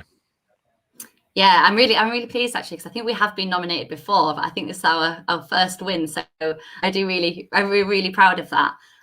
But definitely, I mean, we reinvented our whole curriculum in the first lockdown, and we got the students in a space of 24 hours set up with digital e-portfolios where all their student work went on. And we offered 21 different electives. So students actually chose and developed their own curriculum based on their interests. So it was a kind of opt-in situation, and the attendance for our students was really excellent because we developed electives that were kind of within their areas of interest. So science at home and those sorts of things. So really trying to make learning accessible for everybody whilst at home, which is the challenge.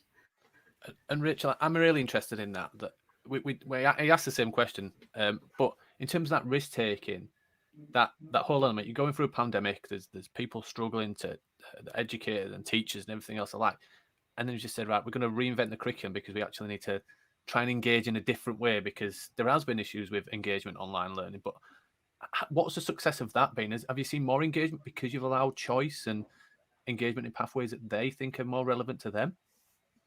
Yes, so it's a great question. One of the things that we had when we came back to school in September was, when we were doing one of our first virtual assemblies, and their students are actually on site but in their classrooms, the students were asking, like, when are we actually going to get the fun curriculum back? And that was the curriculum, what they're referring to is the lockdown curriculum of electives and choice. And what we're trying to make sure that we do is we learn from the lockdown. So we obviously saw that we tried something out in lockdown that was different, and we offered students more choice. We already have a project-based curriculum that runs as part of a compulsory curriculum in our year 10 and year 9 anyway, and across the broader school. But being able to give students that they can opt into learning was massive for us, because the other way that we could have gone about it is to run the normal timetable, and then you are just opting out of, essentially you're chasing people who are opting out. And what we're seeing is actually some of the electives that ran virtually last year actually ran in person this year, so that the students got a taster of that in their actual on-site school, as well as for the students who had it on their online school as well. A quick question, Rachel. Do you think it will change the approach forever now to education? Do you think, like, now you've experienced certain things, you'll implement that stuff moving forward, so you won't go back to historical ways of doing things? It's a really good question. The big thing for me is around, we can make learning accessible to everybody wherever they are. So whether they, and I think this is really important, as a senior leader, I think about exclusions, and I think about internal exclusions, and students who get removed from classroom spaces, or students who are, at the moment, obviously we've got isolation. All students can access learning whether they are in school or not in school. And so through the virtual setup, we have teachers with headsets, we've got them mic'd up in classrooms so that they are teaching a hybrid of on-site and online. And that is a challenge, so it doesn't go without challenges. But I do think people are now thinking, do we have to remove the child from their learning, even if we're removing them from the classroom space? And I think we've just opened up a new door. Yeah, it seems crazy if we would lose that ability to be able to manage certain aspects in different ways. So we're coming that we're coming towards the end of the new set of the other awards. I can't even get my words out. It's all them Red Bulls I had earlier. Congratulations, Dan. Dan, come back in. Can anybody hear me? Get Ben off. The Red Bulls have kicked in. He's on his 10th. Let's get him off. Yeah. Well done, Dan, Rachel, though. Take care. well Cheers, done, Dan. guys. Well Thank you, done, everyone. Yeah, brilliant. Thank you. So on to our next award, everybody. For me, I've been in education for 17 years, man and boy, and very soon I'll be leaving. I think I'm on to my second last day of holiday. Even this is my holiday. I don't know. I've got the deck chair right here. The towel's been out for a long time. And FE is somewhere that I've spent all of those 17 years. It's a place very close to my heart, and it's really proud. I'm really proud to talk about the FE College of the Year, and sponsored by a lady very close to our heart, a friend of ours, a company who we work with and have worked with and partnered with for a long time, Text Help. Laura, how you doing, Laura? Hello, Stephen, and what a welcome. Thank you. When I heard you talk about Paddy earlier and you introduced him as a friend and you never mentioned me, I felt a bit left out, but you've made up for it. It's all go back to that. Can you remember the face-to-face one, and you chose to do something else rather than come to the event? Yeah, so we had to. You're never going to our let that allegiance go. Yeah, definitely. So, how are you doing? How's everything at Text Help? It's absolutely brilliant, and I'm so excited to be here again. It's a pity it's online again, but you do amazing online, guys. I'm really excited to be here again. Last year seems like a minute ago, but we're here again. Text Help sponsoring College of the Year, and you know my love for colleges in the UK. I don't need to explain the love I have for this sector. Yeah, so I suppose before we delve into it, tell us what is Text Help? What does it do? What do you do? What are you here for? Oh no, you should ask me that before. I would have had to prep that. I'm only joking. We are all about accessibility. We want students to be able to learn wherever they are. We want them to be able to access the curriculum, understand it. We want them to get on in life, just exactly like Edufuturists. You want a revolution. You want to have innovation and vision with students and give them stuff that takes them through the rest of their lives, really, and give them the confidence, the power, the software, if they need it, to be able to kind of access information, access curriculum, and succeed in life, really, I suppose.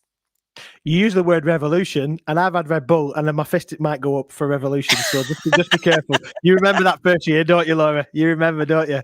Yeah. You remember. So, why us? Why is it so important to partner with us and be involved in the event, Laura? Do you think?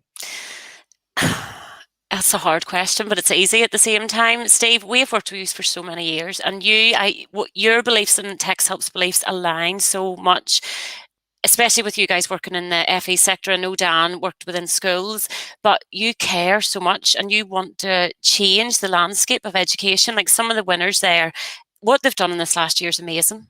I think everyone that's here today, everyone that's got an award wants the same thing. They want to change the landscape. Some things are working, some things aren't, but we all want the same thing. We just want to help students and encourage and change everything for the better. Love it. Okay, over to you. Okay, so I'm so excited about this. So You've even done your hair. I know, I haven't done my hair, I've brushed it and everything. So I have had the absolute privilege of actually working with all 4 nominees in this category over the last year. And they all deserve it. We know that. The work that the colleges have put in this last year is unbelievable. But I specifically have worked with the lady who's going to accept this award over the last year, and there is no other words but wow. This lady is an inspiration. The college she works for is an inspiration, as are you all. But I have had the absolute privilege of working with this specific college recently. She deserves this recognition. The college deserves this recognition. So the nominees for the 2020 FE College of the Year are City College Plymouth, College of Haringey, Enfield and North East London, the Oldham College and Petrick College, and the winner, which is my absolute delight to announce, is the Oldham College. Absolutely brilliant. How are you doing, Liz? Hi, Liz. Hello. Wow. Thank you so much. Oh my goodness me. I'm absolutely honoured to accept this award on behalf of our amazing students and staff here in Oldham. I'm over the moon. Thank you so much. What an intro. Thank you. I'm really proud by what we've achieved at Oldham College in recent years. We've made huge strides in the quality of our offer, our facilities, our results, and our reputation. And I think a huge reason for that is our digital learning capabilities, the dedication of staff to move with the times and look to the future, and the commitment the college has made to assistive technology. I'm going to give a shameless plug for our college podcast now. I hope that's okay. But to showcase our commitment to digital and blended learning, we run a podcast called Let's Get Digital FE, and that really does showcase the best of what we do. So I'd encourage everybody to give that a listen. And I'm just so pleased. I'm so pleased to be acknowledged by yourselves and the judges, your esteemed judges, and our peers. And thank you to everyone that's voted for us. It's just so gratifying. We're really proud to receive this award at Oldham College. Thank you so much. Yeah, congratulations. And again, we keep saying it, but every category is littered with detailed nominations, many nominations. The quality this year has been absolutely outstanding. So well done. But for those people who don't know Oldham College, and you've mentioned accessibility in some of bits, where are you? What are you doing? What does accessibility mean to you? Because I know it's related to textile. What does that look like in terms of that transformation, do you think? We've just been on a huge journey here. I mean, in the last few years, we've really sort of engaged within assistive technology. It's something that's really close to my heart, something I've been really passionate about for a long, long time. And to have an employer that allows me to sort of go into that and delve into that and bring that to our students and to our staff here as well. It's absolutely phenomenal. We've got assistive technology solutions now for so many staff and students in the college. And I just think it's so important. You know, these students are going into higher education and employment and so on, and they're taking with them these tools that we can offer them thanks to the assistive technology that we can show them now. So I just think it's great. Yeah, I agree. I totally agree. And I think it's really important that when we are, this is something that we've been passionate about as Edufuturists. It's not just about let's get tech out there for the sake of getting tech out there. It's about tech that makes a difference. And the stuff that the work that techs help do to help people who have needs and to give that level of equity is really, really important. I've said it again. There it is, really, really important. But I absolutely want to echo what you've been saying there about the work that Tech's Help have done and the work that you're doing in Oldham. I'm just over the hill. I don't know if there is a hill. Not too far away. You're not that old, Ben. You're not that old. Don't worry. Don't put yourself down. Wow, Steve, I think you're older than me as well. I am. Just had an easier paper round, mate. Yeah, definitely. Well, so if people want to find out a little bit more about what you're doing at Oldham and then you guys at Text Help, how do they find out about that? I think the best place to start is really that Let's Get Digital FE podcast. I'm going to give that another shameless plug. That showcases not just what we've been doing in terms of assistive technology, but what we've been doing throughout the college in terms of digital and blended learning. It's really worth a listen. Yep, and if you want to find out anything more about Text Help or just have a wee chat about assistive technology and what it can actually do, just give me a wee shout, texthelp.com or laura@texthelp.com. A wee shout. A wee shout. A wee shout. Yeah, just have a wee shout. And congratulations, Laura, on your brushing of your hair. Oh, thank you. You wouldn't know what that feels like, though, Ben. Oh wow, wow! It's been a while. Well, congratulations, Liz, Thank you, and to everybody guys. at Oldham. Congratulations to all the nominees, and yeah, thank you for everybody who's voted. Thank you. So on to our next award. This one's a little bit different. It's for outstanding achievement, and we've got a pre-recorded video for this one, and the reason being is the winner couldn't be with us today in person, and for a genuine reason. That's how they'd really do. Look, they couldn't be here. They had something better to do, and that was fine too. So we've got a video to play. Get ready for it. We absolutely loved and been part of this and making this. So yeah, here we go.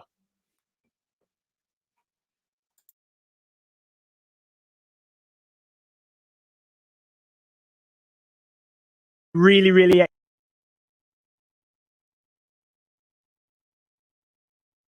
excited to announce our next award for today. The next award is Outstanding Achievement in Education. Now, the thing is, this award is not like any of the other awards. This is one that we've chosen as part of the Edufuturists in partnership with our sponsor, C Learning.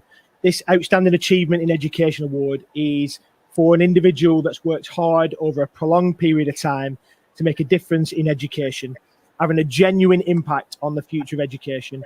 And to present the award, I would love to hand over to our sponsor, Jamie Smith from C Learning.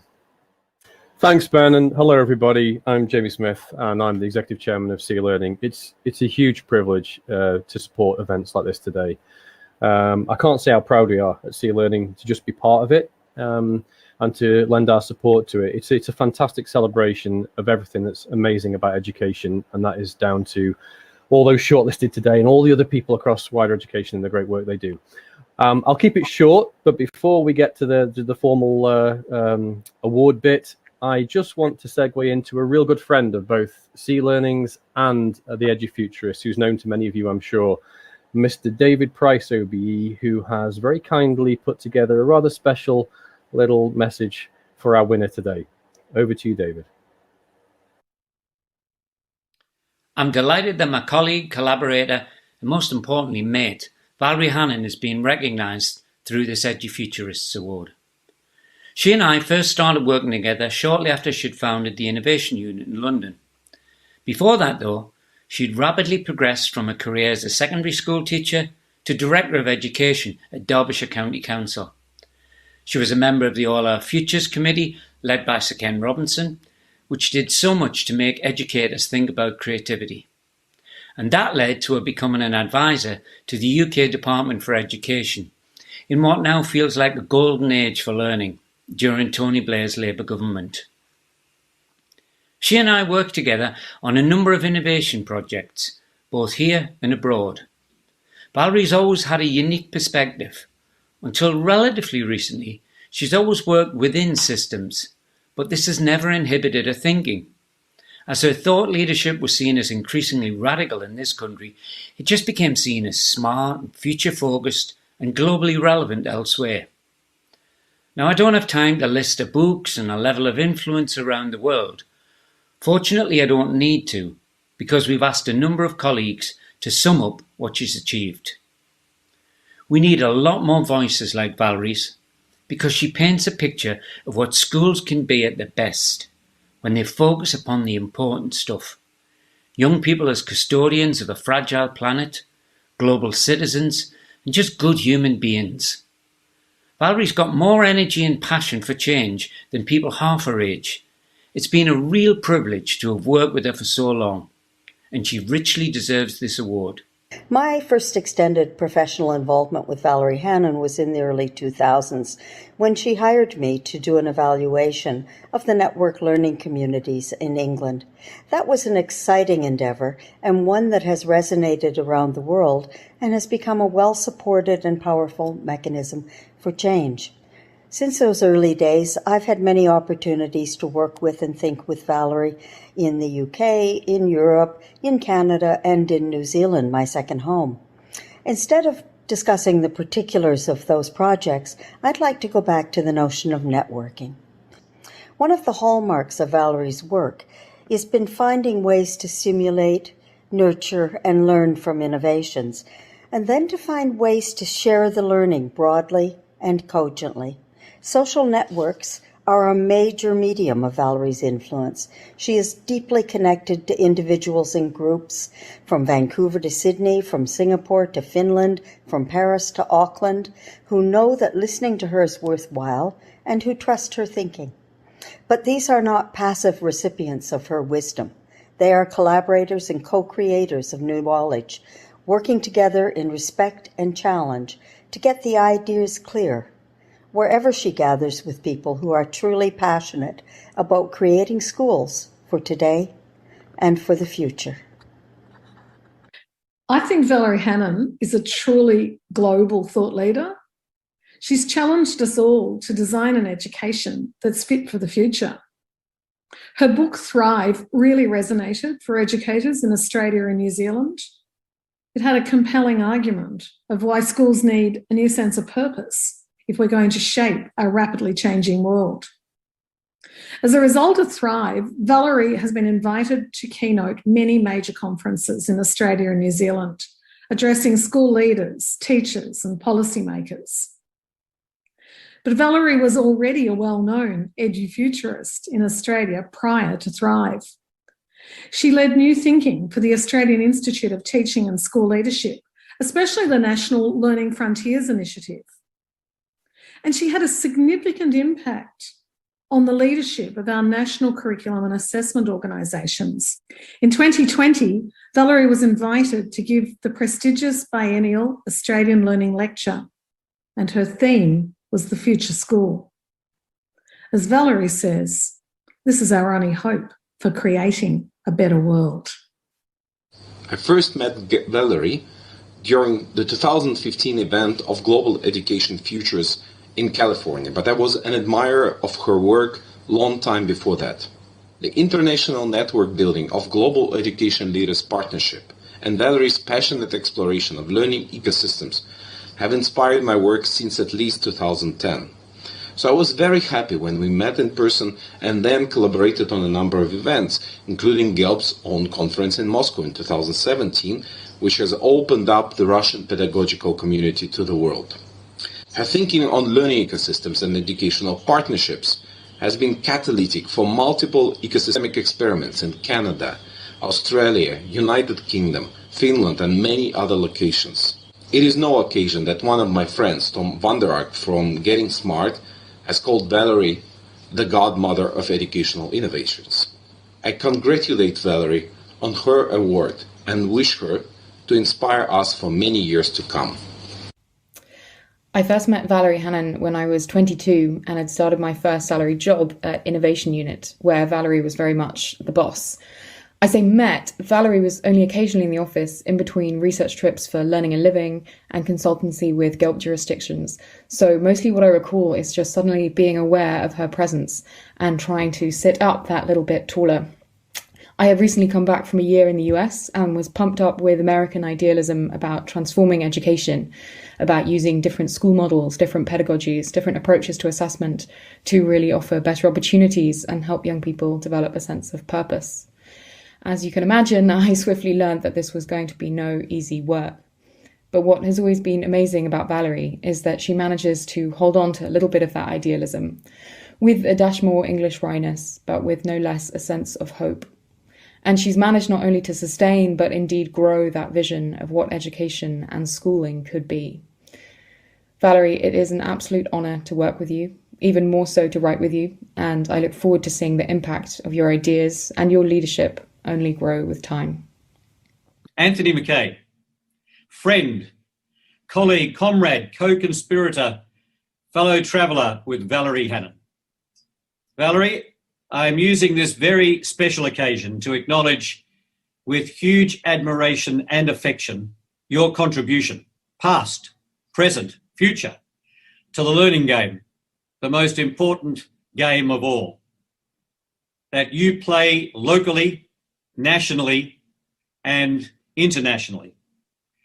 Amongst many roles, co-founder Innovation Unit, co-founder of the Global Education Leaders Partnership, expert advisor to multiple international agencies, UNESCO, OECD, WISE, consultant to education systems across multiple geographies, thought leader of the profession, for the public, for politicians, researcher, writer, communicator, policymaker, advocate, activist, global citizen, planetary steward.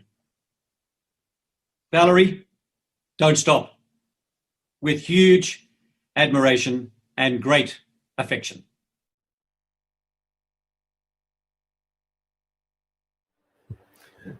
I don't know what I can add to that, to be honest, Valerie, other than to say you're an inspiration. I'll keep it really short and leave it at that, but congratulations. Absolutely awesome.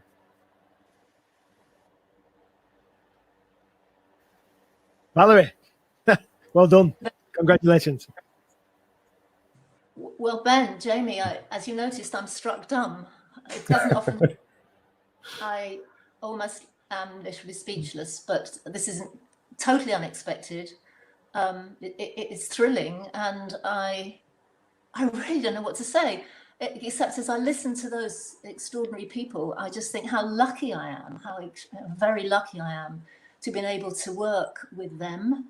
I won't start a paean of praise about their contributions in their particular spheres, but I mean, you chose quite remarkable people, and I suppose I can't help but think about my life in education as they go through all the projects and the organisations I've been involved in. How lucky am I? Now, I'm lucky and unlucky because right now I feel like many of us working in this field that we've got an uphill struggle. There have been better times, and we must hope for better times to come. But to work with the educators I have, to have had the opportunity at least to make a little bit of a contribution, well, I'm just so thankful for that. I'm a little bit worried that a kind of what feels like a Lifetime Achievement Award means I'm nearly dead. I don't feel dead, honest. I feel like I got a hell of a lot of energy. But I often say, whenever I get a chance to talk about these ideas and these issues, I'm going to be working on this stuff till I am dead, because there is nothing more important, and I'll do what I can to make a bit more of a difference. So thank you so much for this. I mean, it's one of the best presents I've ever had, is all I can say. That's awesome. So well deserved. We called it the Outstanding Achievement in Education rather than a Lifetime Achievement for that very reason, but very well deserved. I'm grateful. I'm grateful for that. Thank you. We could have had lots and lots of other people saying about your wonderful work. So well done, well deserved, and thank you, Jamie, as well for with that. Congratulations, Valerie. Thank you again.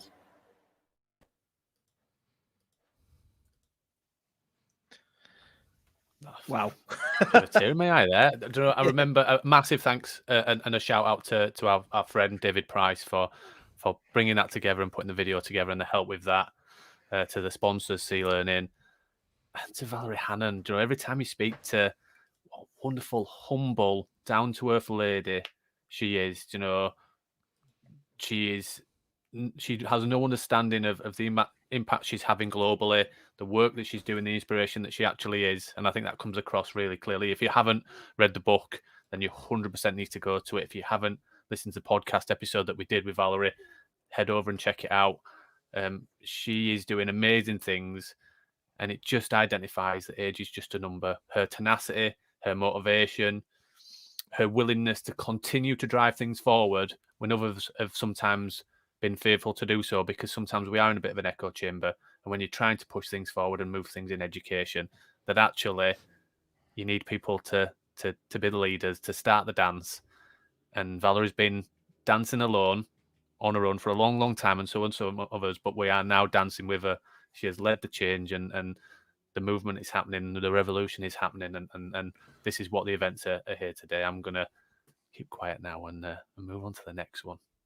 So, but well done, Valerie. Well deserved. Definitely. Yeah, and here we go. Edufuturist of the Year.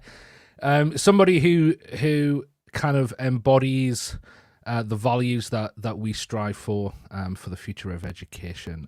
And we're always proud to offer this award to someone special every single year. And for the third year running now, offering this award with us is Mr. Al Kingsley. Al, hello. How are you doing? I'm doing very well. What an inspiring session it's been so far. Fantastic. It has. I was sat in the background there just watching that and had a tear in my eye. I thought, when she was as she said, she was dumbstruck there, and it was so powerful. It was so powerful just to hear kind of that recognition. So yeah, lovely, but very well deserved. Yeah. Al, what a year it's been for you and for Net Support. Do you want to let us know kind of what you've been up to, and I want to know about your book as well. Can you? Oh my goodness. Well, we'll start with the important bit. Yes, it's been quite a year for Net Support, but like every organisation, you learn to adapt, and sometimes when you reflect, you come up with your best ideas. So we've been hard at it, developing new solutions that hopefully reflect the changing landscape. And as always, one of our mantras, very much co-produced with the education space, getting teachers involved in the process of designing new solutions. So we have a brand new classroom.cloud, as it's called, which is very much our online learning space. But you guys know that one of the kind of the pillars of the NetSport ethos is being very much involved in the education space in every way as a business and for many of us as people. So given all the rapid change and the amazing stories and people I've seen that have reacted in different ways, it kind of seemed finally after 30 years a good opportunity to pull some of those experiences, a bit of history, a bit of looking into the future, into a book that would hopefully, very much like you guys try and do, which is make EdTech particularly accessible to everybody, because I really think the strength moving forward is that everybody, no matter where their level of technical experience comes from, are at the table and have an opportunity to share a voice and express their plans and hopes for the future and the things that we can develop. So that was really the foundation for my, as I referred to it, my secret EdTech diary. I'm looking forward. Well, in fact, I'm not going to lie. I've already had a little secret read already. So don't. Sorry, I'm not supposed to tell anybody. Sorry. I know that it's going to be a great resource for so many people, and we know that you NetSport. I was looking and doing some research actually, because that's what we do. Over 30 years now in this sector, consistently growing and making a difference. And with the other thing that is we want to say on behalf of the team of Edufuturists, you have, I've said this before, but I'll say it again. You've been a massive support to us, been an inspiration, not just with what you're doing as an EdTech company, not what you're doing with the books and whatever else, but just personally been around and championed what we do, who we are. So we want to say thank you to you, not just for sponsoring the awards and being involved as a partner for 3 years, but also just for being a good guy. In fact, I think I used that phrase recently. Just a good guy who champions others. So we're grateful for that as well, Al. Bless you. That's very kind. Or I should say for you, Ben, that's really, really, really kind. Yeah. Very good. Very good. Very good. Love it. Love it. Love it. It's very kind. But we're in a very fortunate place. And I should add as well, just because it is about just that sharing mantra, one of the things that was kind of a key to my book, and you three gents have all been part of that, is to get voices from across the sector, from all roles and shapes within the education space, and bring those together. And I think today epitomizes what I think is most important, which is providing the platform for sharing great ideas and innovation and getting people's voices heard. So for that, I salute you all. Awesome. Should we get to the nominations for Edufuturists? I've got a nomination to do. Absolutely. And I'm really, really proud to be asked to be able to present this award.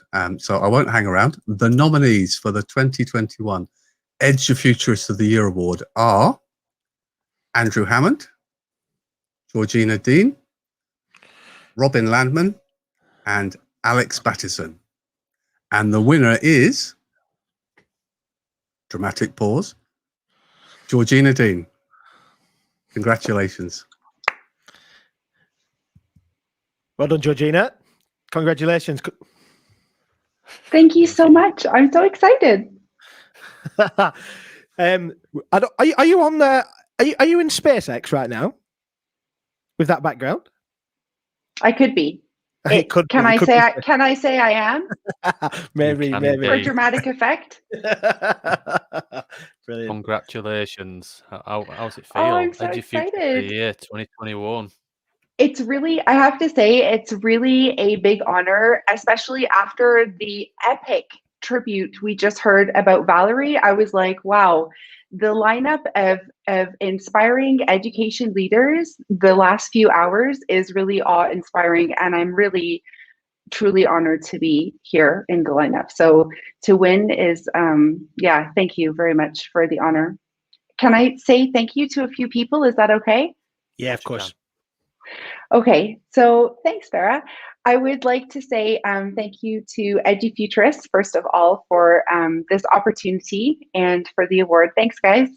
and for having this. You know, I only recently met Ben and Stephen at the virtual staff room actually this year in the 10 Things ceremony, and listening to the epic work that they've been doing. And then since then, their podcast. And I think that communities like Edufuturists are one of the reasons that we are able to move forward in education, because they're celebrating so many global voices that we can learn from. So thank you so much for having this space and connecting so many people globally. Also, thanks to Al. You're kind of like, you know, a hero for me. So I'm really excited to meet you virtually, I guess we could say, through the camera.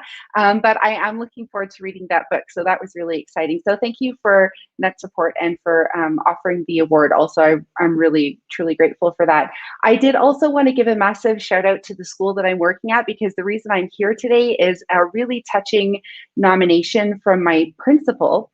And I was really actually, you know, surprised and shocked, and I'm really grateful. He sent me an email and said, you know, I've tried to put everything down. He's a new principal this year at our school, so he hasn't actually worked with me for my full time in Jordan. And so what he was able to put together was really touching. But I want to say that part of this award is not, you know, and thank you for the celebration of myself, but actually it belongs to an entire community. So the principal nominated for the work that I did, but it's as a result of the work of the people at the school, of my global PLN. So I also want to shout out all of the Google family. I just saw Peter on the screen. So be a 20, shout out to those people who are inspiring every day. Global GEG, Aman GEG, EMEA GEG, which I'm supporting here in the Middle East and North Africa, and also the virtual staff room that Paul runs. Shout out to Codebreaker team, where we have the leadership lounge, and also EduSpark. Craig is going to make a big announcement next week on that, and 3CCs, the podcast that I'm also part of. So there's lots of different communities, and I think the reason that we are able to reimagine creatively what education could be and take those risks in our local and global communities is because of the global PLN. And if we didn't have that, we wouldn't be continuously sparked off others to learn and grow together. So I want to say thanks to everybody. It's really just nice. And thank you for the honor to have me here today. I appreciate that. Well done, Georgina. Well, thank you, Al, for sponsoring us. Very, very well deserved on that award. And thank you again. Edufuturists of the Year 2021 in esteemed company with Aftab Hussain and Louise Jones. Our winners in previous years is Edufuturists of the Year 2021, Georgina Dean. Well done. Congratulations. Thank you. Awesome. Well, we are on to our final award of the day. I'm not going to lie to you. The up is going down. I'm tired now. So, no, it's what a day. Let's keep it going, Ben. Let's keep it going. I'm here. I'm still here. I'm still with you. When we were putting together this award, I think it's important that you understand a little bit of context here. When we were putting together the award ceremony, we were thinking about categories and having conversation. One of the things that all of us have been super passionate about and knows really important is about awareness around mental health, and this has only increased throughout the pandemic. And I became aware of an organization that's relatively new, but it was created by or co-founded by a good friend of mine from a few years ago, and I thought we need to do something with this, and so we decided to partner with and support Mindsight, and the guys from Mindsight, Andy and Dave, are here with us, and they're going to talk to us about the mental health champion.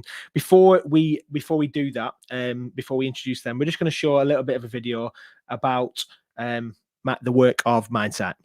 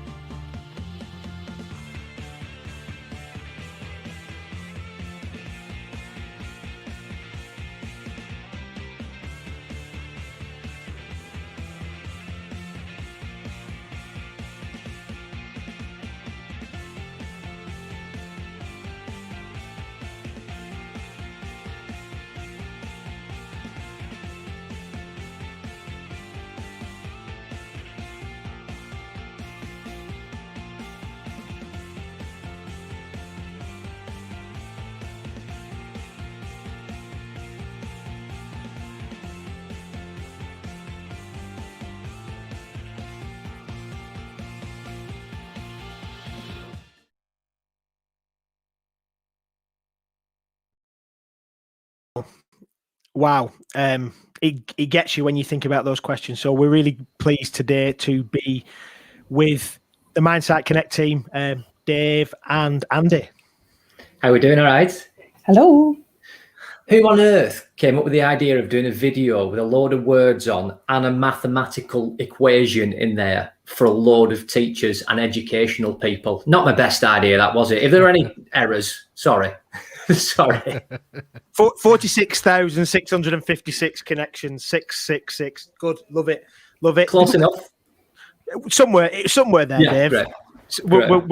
There might be an additional 6. Brilliant. So I wondered if you just we wanted to partner with you. I wonder if you wanted to tell us about what this means to you and why you're doing what you're doing. Absolutely, guys. Firstly, thank you so much for doing this. Means a great deal. The whole afternoon has been inspirational. Just listening to people that are so passionate about education, so passionate about doing something.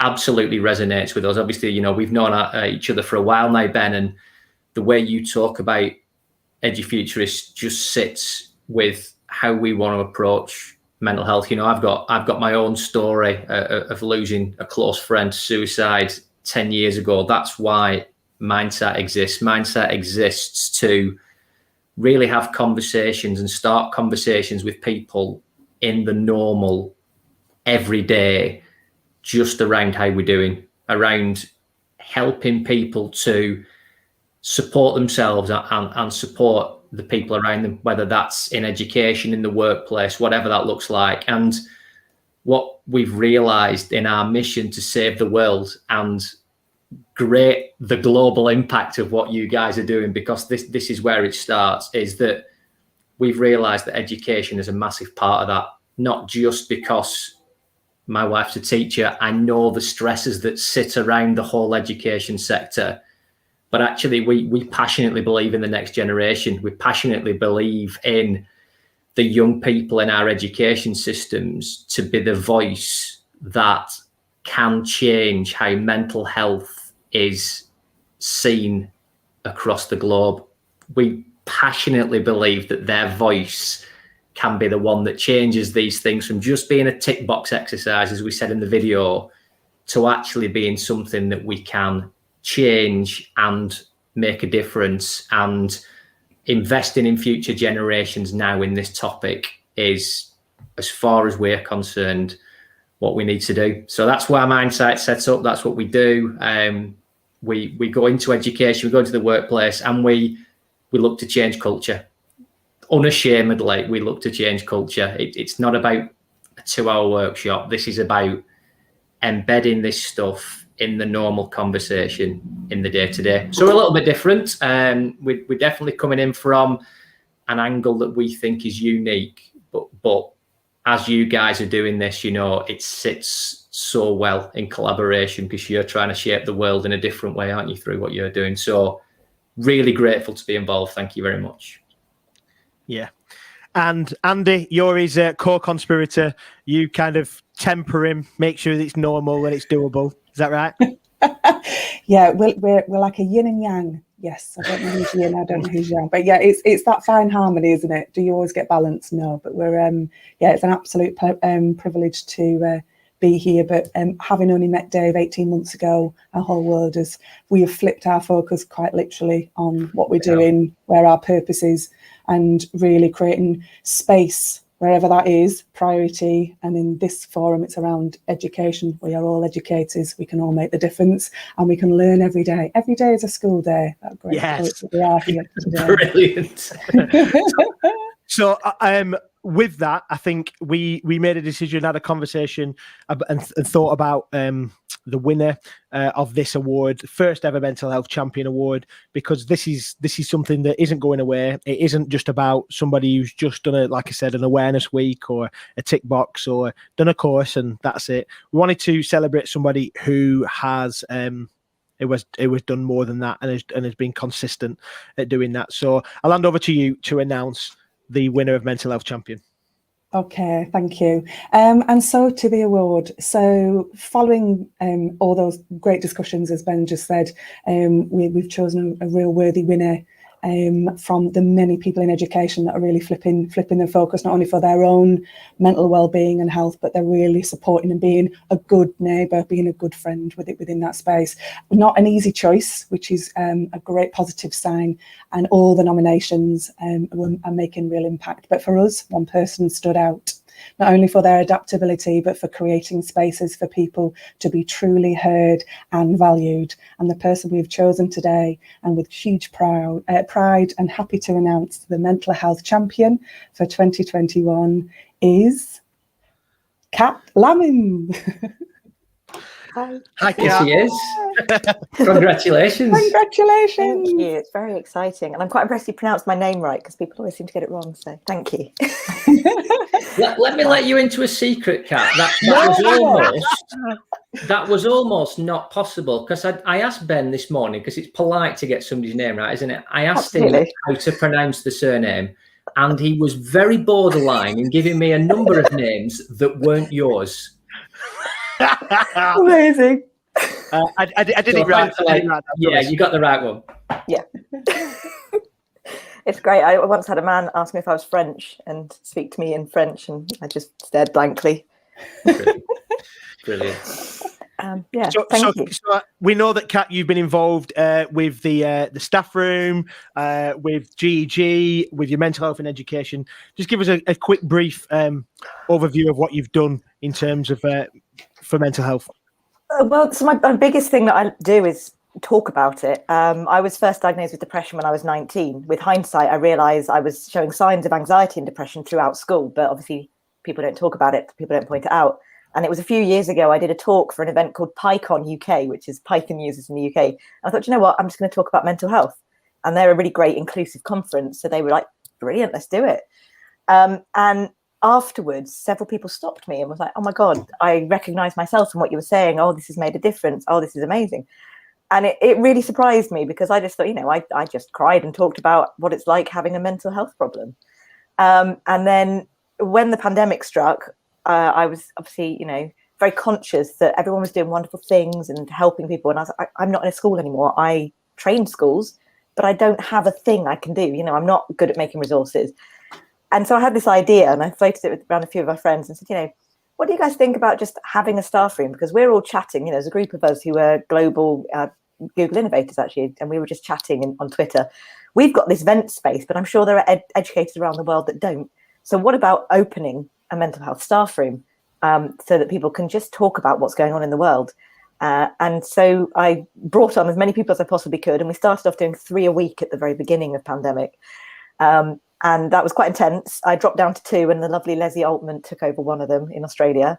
And we've eventually dropped down. We now do 4 a month on alternate Sundays and Thursdays, just to keep people having a space to talk.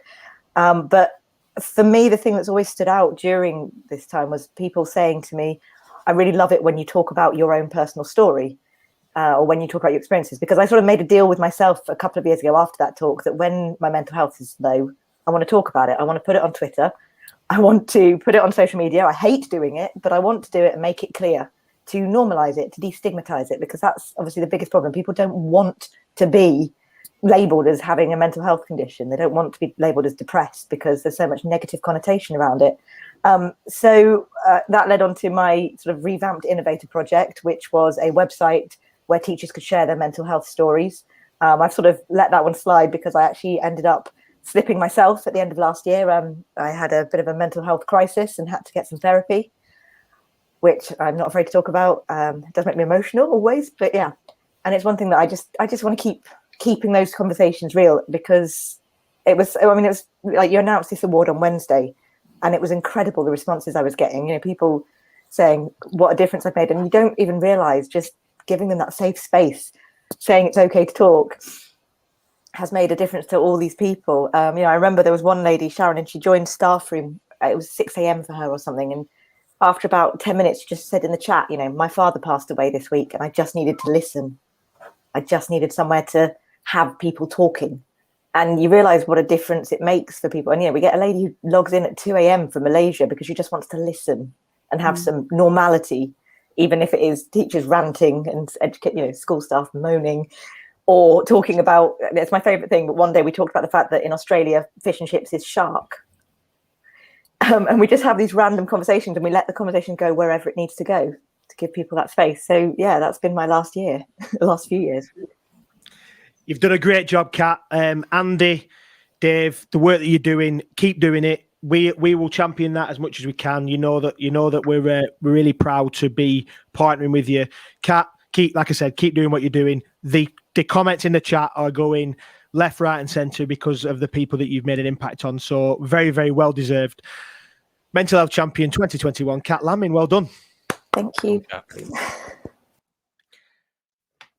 So, we're running over a bit, but that's standard. We like to waffle, and to be fair, I'm sure everybody that's listening, everybody that's tuned in, would agree that we didn't want to cut anybody short. We wanted to give everyone an opportunity to celebrate their win, the nominations, and the sponsors. And we've had some great stuff going on, and we're nearly at the end. I'm getting a bit sad. It's a lot of planning for us, but we do it for the right reasons, and we really enjoy this day.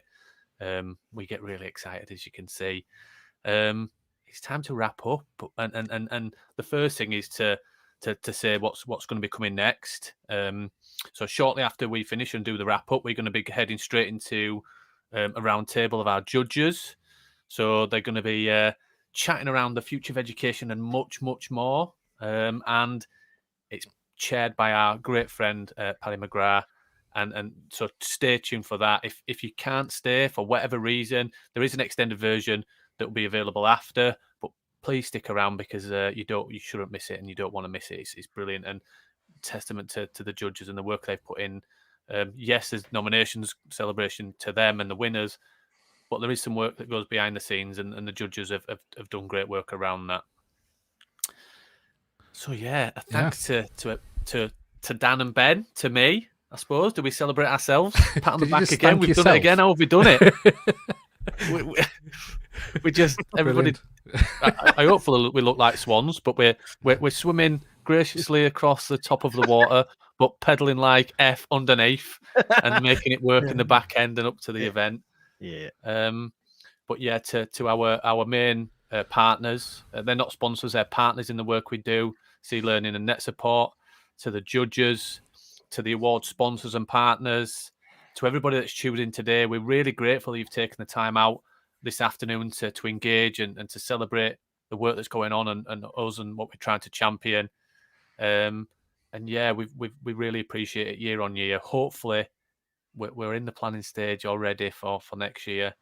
So watch out. It's going to be exciting and it's going to be big if we can pull it off. Dare I say it? Sure is. Definitely. It's been a privilege. It really has. We're not over, even though we're going to kind of sign off. We're going to hand over to our good friend Paddy, who's going to take us on this amazing roundtable with our amazing guests and judges to talk about that idea of the future of education that we've been championing today. I just want to say a big thanks to Josh for joining us at 5:30 in the morning, trying not to wake his kids up in the next room. That's dedication, and to share the stuff he did, which was so inspiring. Don't forget that as soon as the round table ends, well, actually at 4:00, we have got set to release the YouTube video of our 1 hour in-depth interview with Josh, which will take what he said today in his keynote further, and we'll kind of pick it apart a bit with him. And also that's on our podcast channel. If you're not subscribing, get yourself on your podcast app. Everyone's got one. And find us, search Edufuturists and subscribe. Yeah, so it's just left with me to say thank you to and congratulations to all of our winners. We know that these nominations came from you, the people, as well. So thank you to you for your nominations. 8,500 votes, over 8,500 votes. Our amazing nominees shortlist. You're all winners in our eyes because you're pushing the boundary, discussing the future of education and making it possible. Dan used that phrase that we're led to believe that education changes over time as an evolution, but what if we need a revolution? And these guys are very much pushing a revolution, making things happen, and we're just glad to be able to celebrate that with you. So without further ado, we'll hand it over to Paddy. Thanks so much, everybody, for listening today.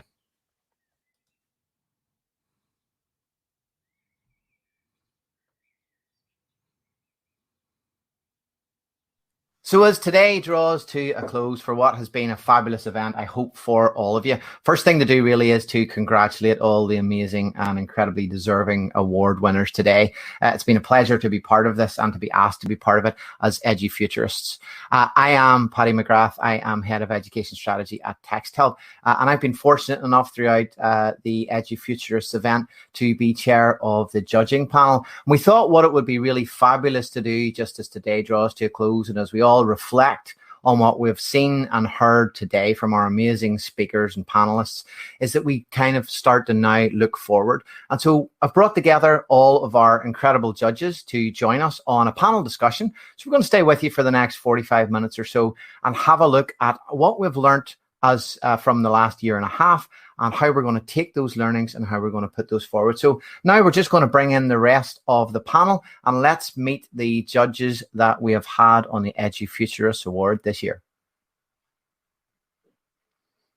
And welcome to Lawrence and Bucky and Al, Joe, Jamie, and that's our lineup, I think, so far for this evening. I think everybody's had such a busy day, guys. I think some people may well have popped out for a comfort break. If they pop back in again later, all good and well, and I can join in the conversation. So listen, I'm looking forward to a wonderful time. I'm having a little bit of imposter syndrome right the way now because this is a heck of a lineup that I'm looking at on my screen in front of me.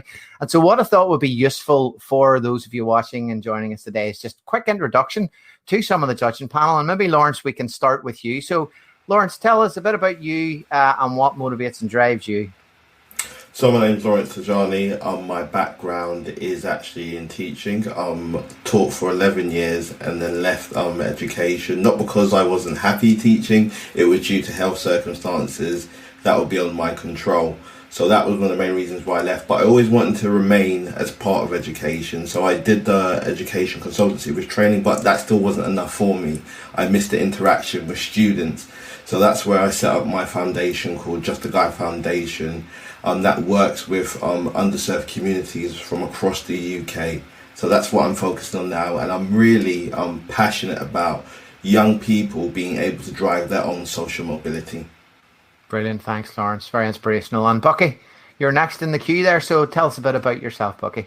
Hi, everyone. Bucky Youssef. I work part-time in a school, special school, as a senior leader, and I do science as well. I love everything to do with EdTech. I call myself an EdTech advocate and enthusiast. I've been involved with EdTech for about 10 years. I was a senior leader in charge of enhancing teaching and learning through the use of technology. And basically what that meant was actually enable every student to use either iPads or Chromebooks.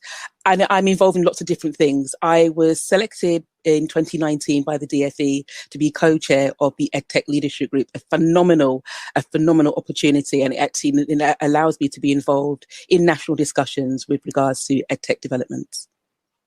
Brilliant. And Jamie? Thanks, Paddy. I'm Jamie Smith. I've got a long history in social colleges and these days I'm executive chairman for CELA, which is a quite well-known Google Premier Education partner. So we work with thousands of people all over the world, 30 different countries, helping them to be more impactful with technology, basically. But I'm also a director of a large multi-academy trust as well. And Joe? Hi, so I'm an assistant principal at a sixth form college in Greater Manchester, and I'm responsible for some of our vocational provision, but also all of our adult and our higher education provision. So that includes teacher training. So I've got a particular passion for how we bring new people into the further education sector, training teachers for that sector, and also for adult and community education. Perfect. And last and certainly not least, Al, over to you. Thanks, Paddy. Yeah, I'm Al Kingsley. Wearing one hat, I've spent the last 30 years developing educational technology solutions. I'm Group CEO of Net Support. And on the other hand, with my passion and involvement in education, I'm chair of 2 multi-academy trusts, an alternative provision academy for young people that struggle with mainstream education, and also sit on the Regional Schools Commission's Head Teachers Board for the East of England. So a real kind of fusion between the two sides. So my imposter syndrome has just doubled hearing about all of your career. So an incredible lineup of people, and I really appreciate your time, both on the panel up to date and the judging panel, and for tonight. And I was just thinking in preparation for tonight, guys, ahead of tonight, what have I learned about things? And I was trying to sum it up in one word. And actually, the word that I picked was visibility. Visibility in and around diversity, visibility in and around inclusion, accessibility, and actually mental health as well. These are areas that needed to be at the fore, but actually weren't to the fore. And I think we've all learned a lot together. And given that we're looking ahead on this particular panel tonight, maybe, Joe, if you don't mind that I start with you, but if I take your perspective, what do you see your key learnings have been from lockdown, but more importantly, looking forward? What do you take away from the period of remote learning that we've had, Joe? Okay, so I think we were quick to talk about ourselves as if we were suddenly engaging in proper teaching and learning in a digital sphere, but what we were doing at first. And so what I'm taking away is, yes, fabulous opportunity. We've still got an issue with things like digital poverty and inaccessibility. I get that. But for me, it's about, if we're going to continue to make use of all the tools we've had access to, it's about design of that. Mm-hmm. It's not about simply flipping the existing pedagogy from into that space. We kind of managed in that way, but properly well-designed, remote, distance, hybrid, digital learning. I think that would be my... And Jimmy, I'm just thinking about you in terms of, you mentioned earlier, you've rolled out thousands and thousands of Chromes and thousands of licenses. That's probably underestimating the number, but is that where the challenge is now? Do you feel going forward? Is the challenge right now we've done that part, now it's time to actually facilitate the teaching and learning part? Is that a takeaway for you? We've done the hard part, or is the hard part ahead? No, I think the hard part's probably ahead, actually, Paddy, and perhaps we'll dig into that in more detail as the conversation develops. I mean, I just think going back to the previous sort of point of where you started in terms of some lessons maybe and things like that from the last year, in some ways you'd expect everyone in my team and our team to be sort of very, very used to working in this online distributed world that we're in. And we are in one sense, but one of the real things that's hit me in the last year is that when in a given day you might have multiple back-to-back video calls, one after another, I'm a person who spent 10 years being really used to this, and I've been exhausted and burnt out and really, really feeling the impact of this. And I can see how if we don't develop some protocols for looking after our health around this, in terms of making sure we're disciplined, we're taking breaks, making sure we're checking in with each other just to see, how people are doing, establishing some protocols around not having back-to-back video calls, because I don't know how some teachers have coped with that, to be perfectly honest, because it's not always possible for a teacher to juggle the teaching schedule in a way that gives them breaks between different lessons and things. And I can only imagine how exhausting that's been. So I think one of the takeaway lessons there is definitely around mental health and just good practice, if you like, around so many online sessions. And Boogie, you were nodding away there at that. Particularly, I noticed around the mental health part. Is that one of your key takeaways? Absolutely, or definitely the mental health aspects, but also about parental involvement as well. I think it's really key, and how we need to, continue with that and remember to bring our families on board. So not making assumptions about access, as Joe's already mentioned, with regards to the digital divide, but skills. We found that families really want to be involved, but they need to know, they need to be trained up. And I think that needs to be woven into what we actually move forward with. And just a slight diversion with regards to this, parents' evenings. You don't have to come on site and waste hours. Parents' evenings can be done more effectively and more efficiently in a remote sense. And I really think that has to stay.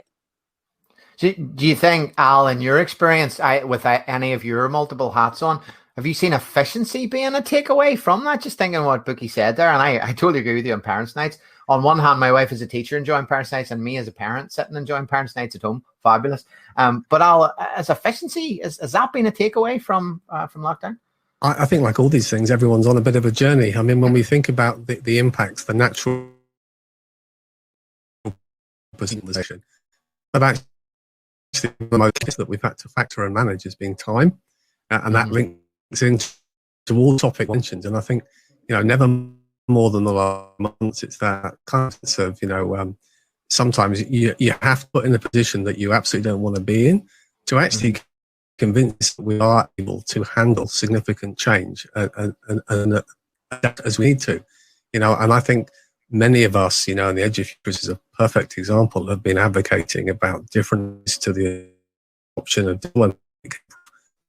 teaching and learning, but work-life balance and other strands. We haven't got time. Now, this isn't the way to figure out you have, but you know what? We might do it. And if you look at that alongside all the day-to-day business of running schools, I think the education profession has been amazing how it's covered those two strands, which then ties into the point about let's not lose that skill we've acquired. I think it's me in every interaction I've had, the adaptability of our educators and how they've really grasped it. Working in EdTech like many of you for so long, sometimes EdTech can feel like a little bit of an uphill battle getting everybody on board. That's only for a set amount of people in the school. And suddenly overnight, teachers just got so adaptable and embraced so much change, and change being the big word. Lawrence, just over to you, just on the same theme. And Joe, I know you mentioned skills there earlier, and that's a big drive from you, Lawrence, in general. But have you felt, in terms of takeaway, have we increased our digital skills? What's your on that? I'm going to come to Tom because there's one thing that I just wanted to point out as well. I want to express that one of the things that I take away from lockdown was actually empathy for parents, for teachers, for students, and just taking a moment to reflect on that. And it brought a lot of things to the forefront. For example, the lack of diversity across many things that we're doing, and it actually forced people to have. And we talked about skills as well. And I think there are two types of change. There's forced change, and then there's that organic want go get change as well. And I think with the lockdown, there's a lot of people were like, right, actually, I need to know my digital skills. But also what we found out is that teenagers, the millennials, they have digital skills, right? And that sometimes just relates to a concept of actually the simple things of sending an attachment with a subject heading. So actually going to I think that has been shown that actually you don't have those digital skills, and it's a thing in the news. And I think that actually has been a good thing to come out of this, of seeing how vital digital skills are. Yeah. And do you think, Lawrence, I mean, I think we all know the answer to this in going forward, but do you think that technology and its use and the takeaways that we've learned in terms of integration of technology, is that here to stay? Is that not going backwards in your mind? And therefore, skills even more important today and going forward as we head into the future? I think they are here to stay, but if the right support to make them stay, I think that's the most important thing. Yeah. Jimmy, you're nodding your head there. What's the right support look like? Well, for me, I think it's about sustained development. I mean, our world is just in it, and I do think the change is here to stay. Not least because, as I read somewhere, you can't invent the internet, can you? I mean, a lot of people, for nostalgic reasons or just habitual reasons, will do their best to try and cling onto the past. But if you just look at history, we all know how that plays. And I kind of feel sorry for people who try and do that, because I think their journey is going to be a tough one, because they're just fighting against the inevitable. I think the real question is, in what ways technology being impactful, and it's got to be about the learning, and it's got to be about people. I've always said that technology, I only get excited at technology if it's simple to use and makes your life better. I don't get excited just because the new latest thing is promising to revolutionize the world. So I think it's got to be impactful, and I think we've got to use it wisely and intelligently, but it's going to be a part of our landscape now. And I think as we move forward, maybe we'll stop talking about e-learning, just about learning, because that's what it's about. And it's all about people and how we learn. And I think the example technology has worked the best is where it brings us together. And when I look back at, excuse me, some of the best things I've seen out of the last year, sort of 2020, there's some great examples. I saw the head teacher of Greyrig Primary School up in Cumbria, Kirsty. She was talking about how the technology to make sure people could be brought together and saw it as a widening potential as well in new ways, and I think that's amazing. I think there's huge potential around that to bridge that divide for people who may not always be able to come together in person, and I think there's some great stuff around that. But I think we have to focus on the learning and focus on people and how technology can bring us together in sensible ways that have an impact. I think, Jamie, excuse me, those the slight change in word that you used there, e-learning. Let's not talk about e-learning. Let's talk about excuse me, something that I've seen across the board. So, excuse me, where we were talking about accessible practice where we were talking about assistive technology, we just talk about technology. And these are small ways that language has changed over lockdown that I hope should better reflect as we go forward. And Joe, I maybe wanted to pick up with you in terms of that sustainability of technology. Where does the CPD model change within that goal versus was perhaps before remote learning time? Does it adapt? I think it adapts, really. So, everyone obviously invested so much more time in digital skills, digital pedagogy, and we're no different in that. In terms of putting small chunks, micro learning out, making things really accessible, staff and able to get to the things that they need to know quickly, really. So yeah, I think there's got to be, there will be lots more of that. But can I come back to something else that we were talking about? Of course, yeah. Yeah. So Buki was talking about parents, evenings, parents and carers evenings. Well, we work with 16 to 19-year-olds largely, and you might think, well, we would get perhaps slightly less engagement than you might get in early years in primary. We saw a huge increase in parental engagement, and so our staff were via Teams, into the lounges, the living rooms of families across the borough, and the whole families were sat there on the sofa, to be engaged in that conversation. Yeah. I just definitely be keeping some of that on our open events and be able to see the campus and meet with people digitally. So there'll definitely be things that we keep thought of with the age groups that we engage with. And yeah, no, absolutely. And funny, from our own perspective at TextHub, one of the things that we found when we constantly kind of surveyed what do we need to be doing better to support you through remote learning, the one thing that kept coming up was help our parents more, because we saw the parental involvement. And I don't know, did you see that through the Multi-Academy Trust and stuff that you're involved in? Is that a pattern that sort of has repeated across the country? I think often the natural question is, so what were the big wins? What are the things that we can take away from the lessons we've learned? And number one, not necessarily intentionally, but came by a process of adapting, I would say head and shoulders in many ways was the communication that we fostered and developed further with families and our community. Yeah. And I think particularly when we think about the hard to reach families, those families that we want to have that closer relationship with, that accessibility and that continued communication actually developed. And ironically, we've also had staff within schools saying that often by the nature of work balance and pressure, they were coming into school, into their area, and they were in their silos, for want of a better term. And actually the deployment, and whether you're a Teams or a Google platform, excuse me, doesn't really matter.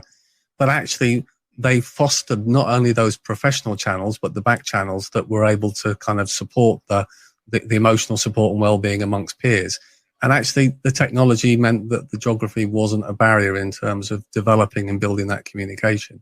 And I think across all strands within schools, whether it's from the use of websites in primaries to deliver some of their lessons and objectives for children to the tools we put in place, I think communication is a real one that we've learned some really, really strong lessons from. Yeah. Look, of course, the challenge with many of the things that we've all said there, and I think, Lawrence, you mentioned it at the outset, and Boogie, you definitely did as well, is that equity of access piece. And that I talked about visibility at the start. And visibility, it was very clear to me that we learned lots of things, and one of the most obvious things that we need to champion at a higher level is this equity of access. And Boogie, what's your view on that? Is that something that collectively as a nation we need to address? Is that, how do you view that equity of access? Because it's been stark and apparent, and those are the students that have lost out over all of these great positives that we've been talking about today.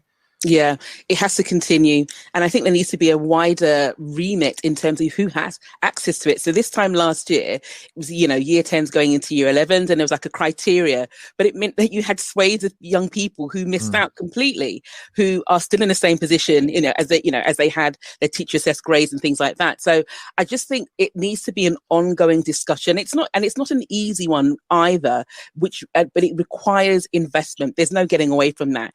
If there is to be a serious change in terms of ensuring that our most disadvantaged students, and they could be disadvantaged in various ways, get the access to the quality of teaching and learning that we know can actually happen through distance learning, there needs to be a serious, well thought through and well considered plan to implement this, and also a serious investment of money. Otherwise, I just think it's piecemeal. And just to put it into context, I'm really glad that there are students, last year and also again at the start of this academic year, that got access to those devices. So I'm not knocking that at all. It just needs to continue, and there needs to be a wider remit.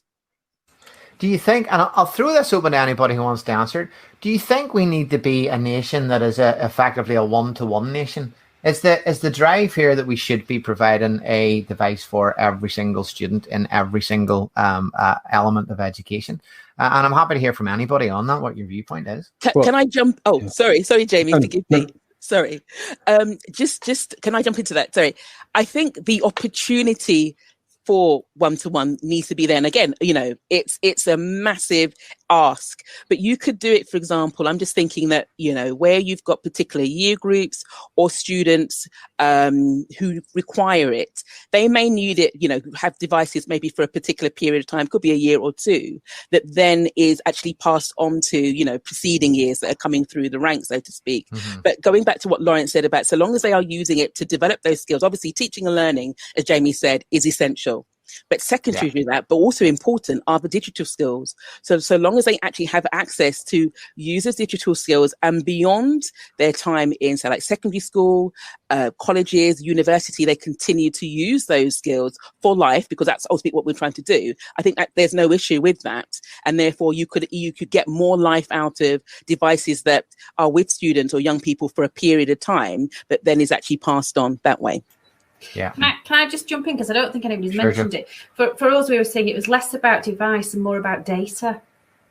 So we were having to make sure that students could access the data, or they had the funds, or the equipment. In terms of that was more of an issue for us. Most students would have at least a phone or something like that. It doesn't mean to say that they could access stuff, and sometimes they would be camera off to try and help with that situation, or their internet connections and things like that. Well, then that was limiting the kind of interaction that they could have in lessons. So there's that side of it as well. It's not just about a device, I think. There was an interesting, well, it's not even interesting. It was quite innovative and ahead of the curve in Scotland. I don't know of those of you who've heard of the Connecting Scotland programme, but the Connecting Scotland programme had a very simple mission, which was, let's get everybody online in whatever way that was. Is that through data cards? Is that through mobile phones? Is it through SIMs? And in many of the local authorities that certainly I worked with during lockdown, they did achieve that, and even managed to achieve it with a surplus of funds almost, because it was incredibly well funded.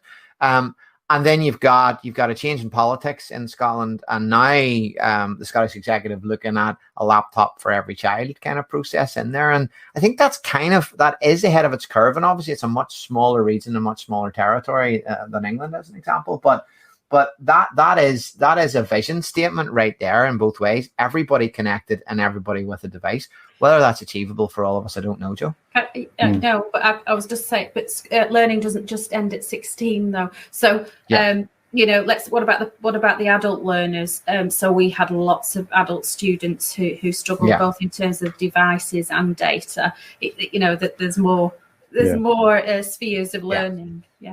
I think I think for all of us, I would hope that equity of access piece applies to connectivity just as much as it does to devices. And Jamie, you were going to jump in there, I think, earlier, just on the device. It sort of segues nicely from the last point that Joe was making, really, about this isn't just about giving people a device, because as much as I really like the idea of us being a one-to-one kind of nation, and especially calling my company if they want help with that. But on a serious note, one of the real lessons from last year is, for me anyway, is how the education sector is about. It's not just about handing a device and away you go, and that's learning taken care of. Because one of the real lessons, of course, is that schools and colleges and universities are providing a safe and secure and appropriate learning environment in which to use that tool. I heard from students last year who were in noisy, busy, or inappropriate sort of family environments where they couldn't really use the device that they'd been given properly, or there were other issues as well. So I think, as Joe was saying, it's a much more complex and bigger issue than going, here's a million devices being handed out and we've somehow solved, learning from different locations. Yeah, it absolutely has to be thought through from end to end in order to achieve that. And Lawrence, one of the things you'd have to think through end to end is obviously that potential skills deficit there. What would your vision be? If we were in a nationwide program for devices, support, connectivity, all of the things that we've talked about, what would your vision be to upskill students across the UK? I'll just do the headline of what would be my skills. That would free digital skills training for all parents. That would be my first thing in terms of engaging them to be able to support their young people at home, because we found that was one of the big issues of parents wanted to get involved but didn't know how to support, didn't know bits about the device, the most simple things. But I just think, just going back a bit, is we talk about maybe the one-to-one devices and stuff like that and the underserved communities. But I think what one young footballer has done well is actually being able to talk about that, of actually saying that I'm from a community that needs help. And I think that's the first step of actually it being okay for parents or students to say, I do need help. Because there is that bit of actually, I don't want my child to be known as a student that needs help. So it's getting rid of that taboo and actually allowing people to access all these resources and pointing them in the right direction as well. And just to add to that, is with the parents' evening that was mentioned earlier, I did a support session for a school where they did university and apprenticeship talks. Now, on the live stream, there were only 9 parents who were watching it live. By the next morning, there had been 150 views.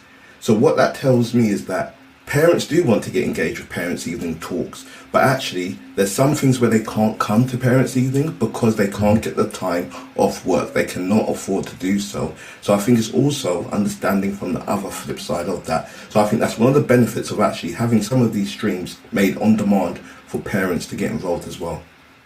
Yeah, I totally agree, and I think parents are so and have been so appreciative of that, and that's been a big enabler to getting that connectedness that we've needed for so long between families and between schools.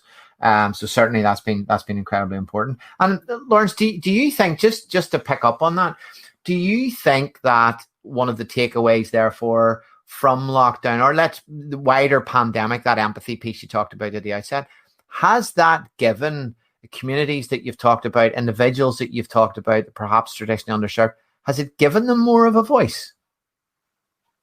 I think it has given them more of a voice, but I think it's that there have been a lot of things that have come out of this to give them that voice. There actually have been groups or places where actually they feel they belong as well to go and voice their opinion, and then other people in that group who have the platform to uplift their voices too. So that's what I think definitely has come out of that as well. So we need champions everywhere as we go forward. Absolutely. Everyone needs someone advocating for them. That's one of my main things in life there. Absolutely. And I'm thinking again, moving forward, and I'm going to come to you on this one, Al. We've heard of lots of positives and opportunities there. How do we make sure as educators and as part of the wider education industry that we don't hit a brick wall? So we don't all go through and we're all in our social reset. We're all at events, we're shaking hands, we're all visiting schools, and everything goes back to zero. How do we make sure that doesn't happen and that we grab a hold of the opportunities that have come our way? Or are they just going to stay regardless? Because we've got to leverage these. How do we do it? I think history's shown that you either use it or lose it in many cases when it comes to confidence with technology. And confidence ultimately is the long-term driver about whether you get a certain tool out of the cupboard and put it in front of your learners on a consistent basis. I suppose, you know, there's lots of different strands, and I'm sure many of my peers here would articulate from their own experiences. You know, the number one thing is the way that you move in a direction with your adoption of digital is never about find as many things to do. And that's been alluded to before, and try them all. It's actually about less is more, finding those key building blocks and finding ways to evidence impact. And that confidence then inspires you to want to push for more of that technology, and also to justify the expenditure in developing that forward. So it is about steps in the right direction. It's not a race who can get there first. And I think that's definitely key. The big one I think everyone's already pointed to before, which is that confidence bit comes down to not that, you know, for a week before the season, and using the football analogy, does everybody get training and then they're off for the season playing all their matches? There needs to be that consistent and regular CPD. Certainly across our trust and other trusts that I've been involved in, that flag bearer idea of identifying within the teams the staff who have confidence in particular tools, whether that means it's spreading the load or making that accessible, is really cool, is a really useful way of developing that. And also, and I think teachers are probably better than most professions, but by the nature of being a very reflective practice, is actually, it's fine to hold your hand up and say, we tried these things because we needed to, and it didn't work. You know, it's not, we're committed for life on this. We need to constantly be revisiting and making sure things are still fit for purpose. It's funny you say that, Al, because that whole thought of, there's two things come in from the business world in this that I think teachers are doing without actively thinking about it. And that's don't be afraid to move fast and break things. I think we all did that during the pandemic, and everybody went, oh, you know, it's not too bad if we break something, we can just move on and change the narrative or change how we approach things. And also, speaking from a technology point of view, you know, we've sat there for years and we've done our agile development, and agile development is really do things fast, put it in front of the user, figure out if they like it, and if not, change it. And that's oversimplifying it, and I am sure we'll get torn down on Twitter over that oversimplification. But the reality is that for our educators, we have become more and more a nation of educators that are able to do that and reflect, and also pull out data, for example, that they can access, and we can fix things with data, but to keep moving forward and being adaptable rather than just sticking in this linear path that we had to be on because we were told we had to be on it. Can I just say, Paddy, the point that you made there, I think, which is really important in this discussion, other than that you're right about sometimes it's okay to take risks because that's the way you discover. The key thing in terms of that agile developers, and what many of us as vendors in the space and work in education have learned, is actually the effective way is that you put it down and co-produce with with the educators, that actually you're not trying to second guess what they might need. You're either involved and you've got an ear to the ground, or frankly you're shooting in the dark, and people haven't got the time to have to work that out as the end user. Yeah, and it's funny you say that, Al. I was in a conversation just 2 days ago, and I got a cheer when I simply said all ed tech companies have to remember is that it is in the word ed tech, in that they have to put education first and technology second, and the clue is in the name. And so let's focus on it that way. And I think that's been an important takeaway. And again, speaking as a company, we have had to continue to be innovative and continue to develop, but we haven't had to do it from the perspective of a bunch of developers in a room where they've created up what they thought a teacher needed, or what they thought an educator needed, or that a student needed. It's about listening and being responsive. And I think collectively, all of us have been doing that, whether we're cognizant of it or not. You know, we've been very much of that. And I'm going to pick up on something you said. I'm going to take it out to the panel here, but you mentioned a glorious word, which is impact. And impact as a word in general can get a lot of bashing because sometimes it's used to over glorify or oversimplify a message, but it is singly the most important thing that we can all talk about. Do those tools, does the learning, does the technology, does the CPD, does the pupil skills, does the voice that we've given to communities, does it actually make an impact? And I'd really love to hear from any of you any particular stories of impact. And if you don't mind me starting, just to give you an example, today I was recording another podcast, and the educator on the podcast said, I have a 28-year-old mature student, nursing student.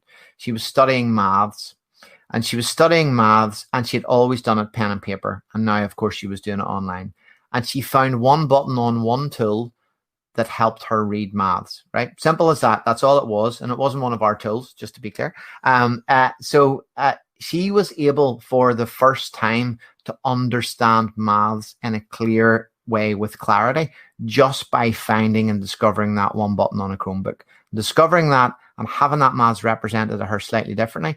And the student was in absolute tears about it, because for the first time in her entire education, maths became clearer to her through that simple access tool.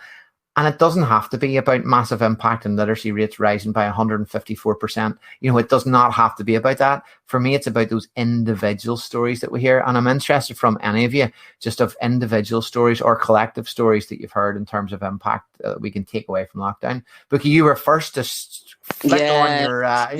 We'll talk about... Straight in there. Because this is one of the fantastic things, you know, for working in a special school. I was worried. I made it really clear, you know, when we first went into lockdown, I was genuinely worried about the impact of students who need consistency and who need to, you know, we need to continue the rapport, you know, having the teachers support them in their learning and doing it in a way that, you know, ties in with their learning needs was key. And I wasn't quite sure how it's going to work.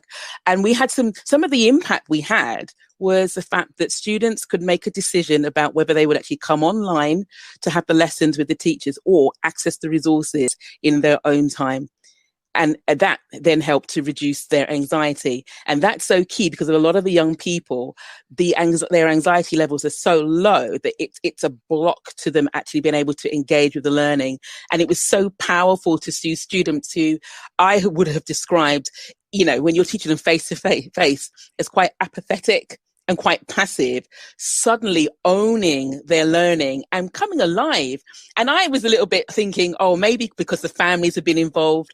But when I had conversations with them on a one-to-one basis, it was quite clear that they really enjoyed, you know, working in this particular way because they had ownership over it. They could, they could look at a subject and go into it as much detail as they wanted. And, you know, and we had various ways in which they could actually demonstrate their learning as well. It gave them the option. So the impact, I think, is quite novel. And I have to say that because being involved with EdTech for so many years, one of the things I always ask is, you know, or I get asked as a senior leader, what impact will it actually have on grades? And I think that we need to look at a differentiated approach about differing levels of impact that give indicators of positive successes through the use of EdTech. Yep. I love that you brought the grades piece in there, and we'll keep with that track in a little second or two, I'm quite sure. Joe, anything from you in terms of impact? Is there any one student or stories collectively of students you can think of? Absolutely. So for me, it's about the accessibility. So I'm thinking about one of our access to HE students who suffers from it's chronic illness, really.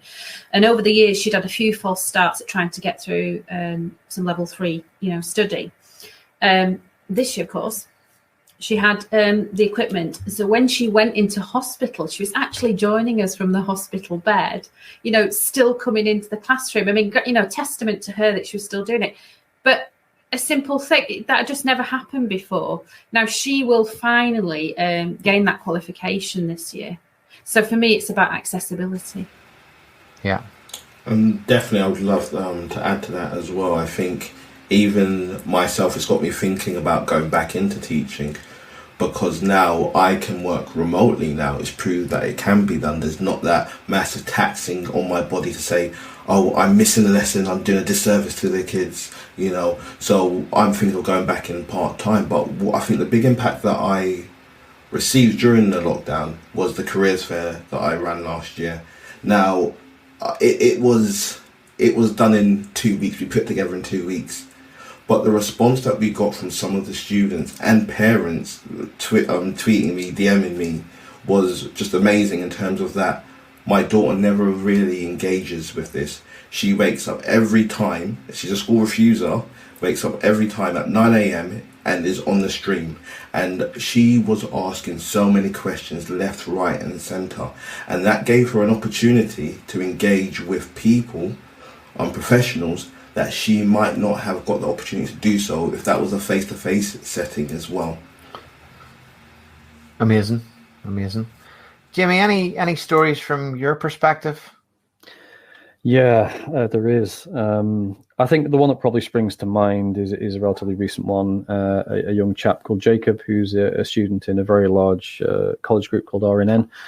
And he was providing some feedback to a colleague of mine at Sea Learning about the difference that technology had made to him during the lockdown, because this had come up in conversation, and to hear the feedback firsthand from him.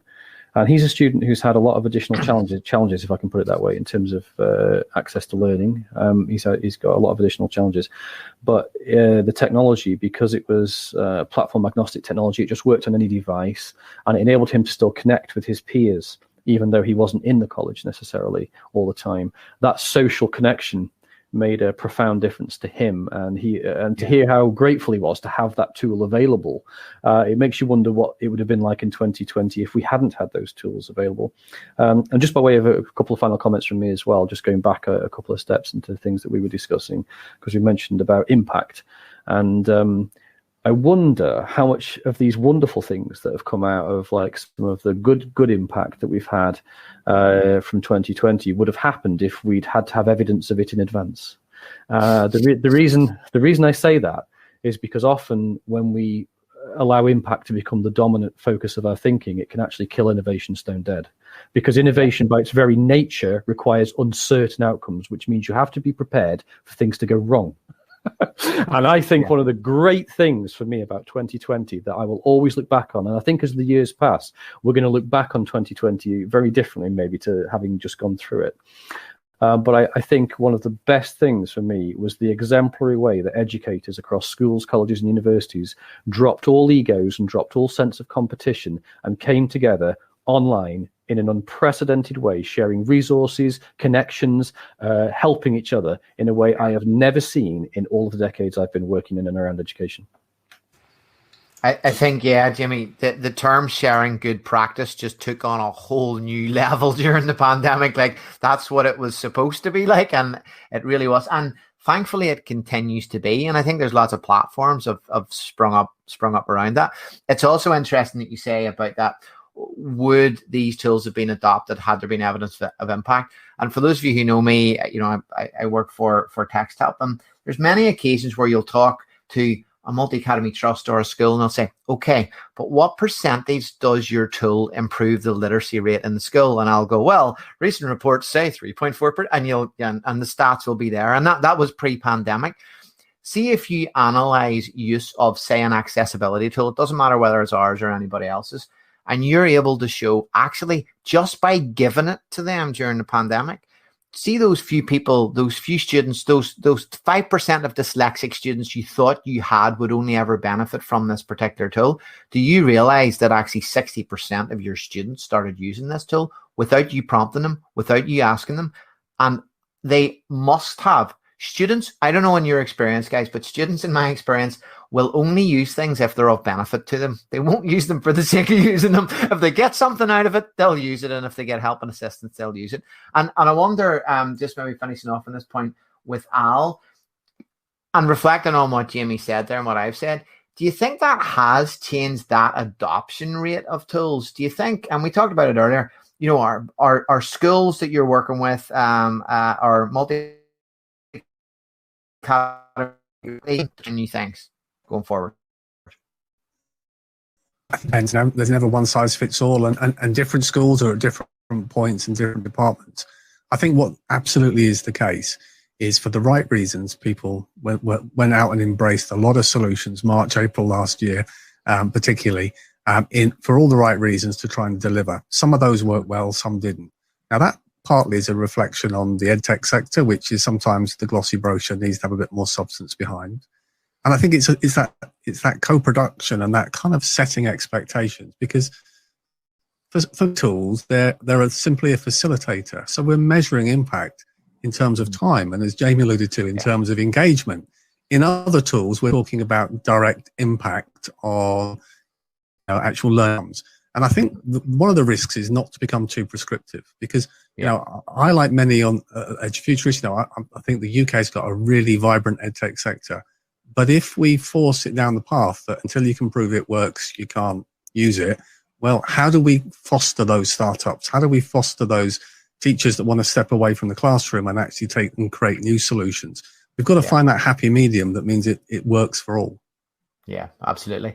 Well, as we start to wrap up, and it's been so, I told you we could turn this into much, much longer than 45 minutes. And I do get the feeling that we could all stay here quite happily all night and keep talking. But let's pretend we are the magical trio that is Edufuturists at this point in time. Let's play act up the Edufuturists, and let's do one-word answers just for these last couple of questions. And Boogie, I think I know what you're going to say this, so I'm not going to start off with you, but here's what you've got. You can only answer this in one word. What is the one thing that you hope changes going forward based on what we've learned? Just one word. You're only allowed one word. I'm going to start and steal, and I'm going to say the word exams. Okay? And that's only because I'm chair. I'm allowed to take that important one because I think it's important that we revamp exams and reconsider where we are. So I'm just going to go round the clock, and I'm going to go to Lawrence first, who's looking very worried there. Lawrence, one word. What do we change going forward? I'm a rule breaker, so I'm going to go for social mobility. Sorry. That's not rule breaking. That's the right answer, Lord. Love it. Bookie, one thing, one word we change. ITT, initial teacher training, more than one word. Making sure that we have robust distance learning, remote learning strategies incorporated into the training of our future teachers. Brilliant. Al? Well, I guess I'm going to be the rebel as well. Funding. Oh, that's another 45-minute chat right there. Absolutely right. Joe? My word would be inclusion. So changing what that looks like, less about accommodation of, more about celebration of, championing of inclusion. Yeah. And Joe, for me, it's going forward, it's about universal design as well. And within that we start from the start and we plan from that initial point to make sure learning is inclusive, not bolt on. Sorry, I had to get my 2 cents in on that one. Jimmy, one word, one thing. I'm gonna steal where we started with you, Paddy, and I'll say testing. Okay. Now we've still got our Edufuturists hat on, but I promise it is the last question, and we've got one word again. And now we obviously listened to Josh there earlier today, fabulous keynote at the event. And I'm told we did go, our Edufuturists indeed did go for Elon Musk, and apparently he was busy that day. I'm not quite sure what Elon was doing. It's a disgrace in this day and age that we can't attract such high quality keynotes. But thankfully, Josh stepped up. And of course, Josh is working on his very own moonshot there in conjunction with Elon with the amazing school they've created. So what's your moonshot? And again, start with Lawrence. What's your absolute blue sky thinking? What's your vision? If we all meet together in 2024, what are we aiming for in the next 3 years? Lawrence? It's definitely not going to be one word. I think there will be a greater emphasis on learner agency to navigate through a complex and uncertain world. Brilliant. Okay. Boogie? Greater use of technology, edtech, to support flexible learning so that part-time staff or staff who work in various ways are still connected and included in the school community or the educational community that they're working in. Okay. Al, what's the moonshot? I guess it comes back to an earlier point. Equality of access, both connectivity, devices, it ceases to be a narrative. That's a given. And Joe? See, it's getting harder and harder now because I'm going to actually say about, this was what I'd like to see in 10 years, that kind of moonshot, that academic and vocational was truly equal, properly, truly equal. She seemed to do much more, so much more easily than have. So, yeah. I guess my feeling is we'll see far greater personalization in how people learn and far greater collaboration. Okay. And for me, my moonshot is, in the words of Stephen Hawking, that we just keep talking because we aren't so much here and we can't afford for the conversation away. We can't afford to literally go back to normal as much as we all want that in our regular lives, but we can't go back and reset the clock. So I just want to extend my thanks to all of you guys for joining me as part of the judging panel. Obviously, thanks to Edufuturists for inviting us to be part of that. And I can speak for us all. We've been very privileged and fortunate to be part of that. But what a panel to speak to tonight. I have absolutely thoroughly enjoyed it. I hope you've all had a wonderful day, as I certainly have had. Lots to take away, lots to reflect on, and hopefully we've given people a few more things to think about as they wrap up this this brilliant day with the team at Edufuturists. So thanks to all of you, and I hope I will see you again soon, and hopefully in the flesh, where we can all shake hands or a hug, whatever works for you. I'll be there. So good night, everybody, and thanks to everybody for joining us on this session for Edufuturists.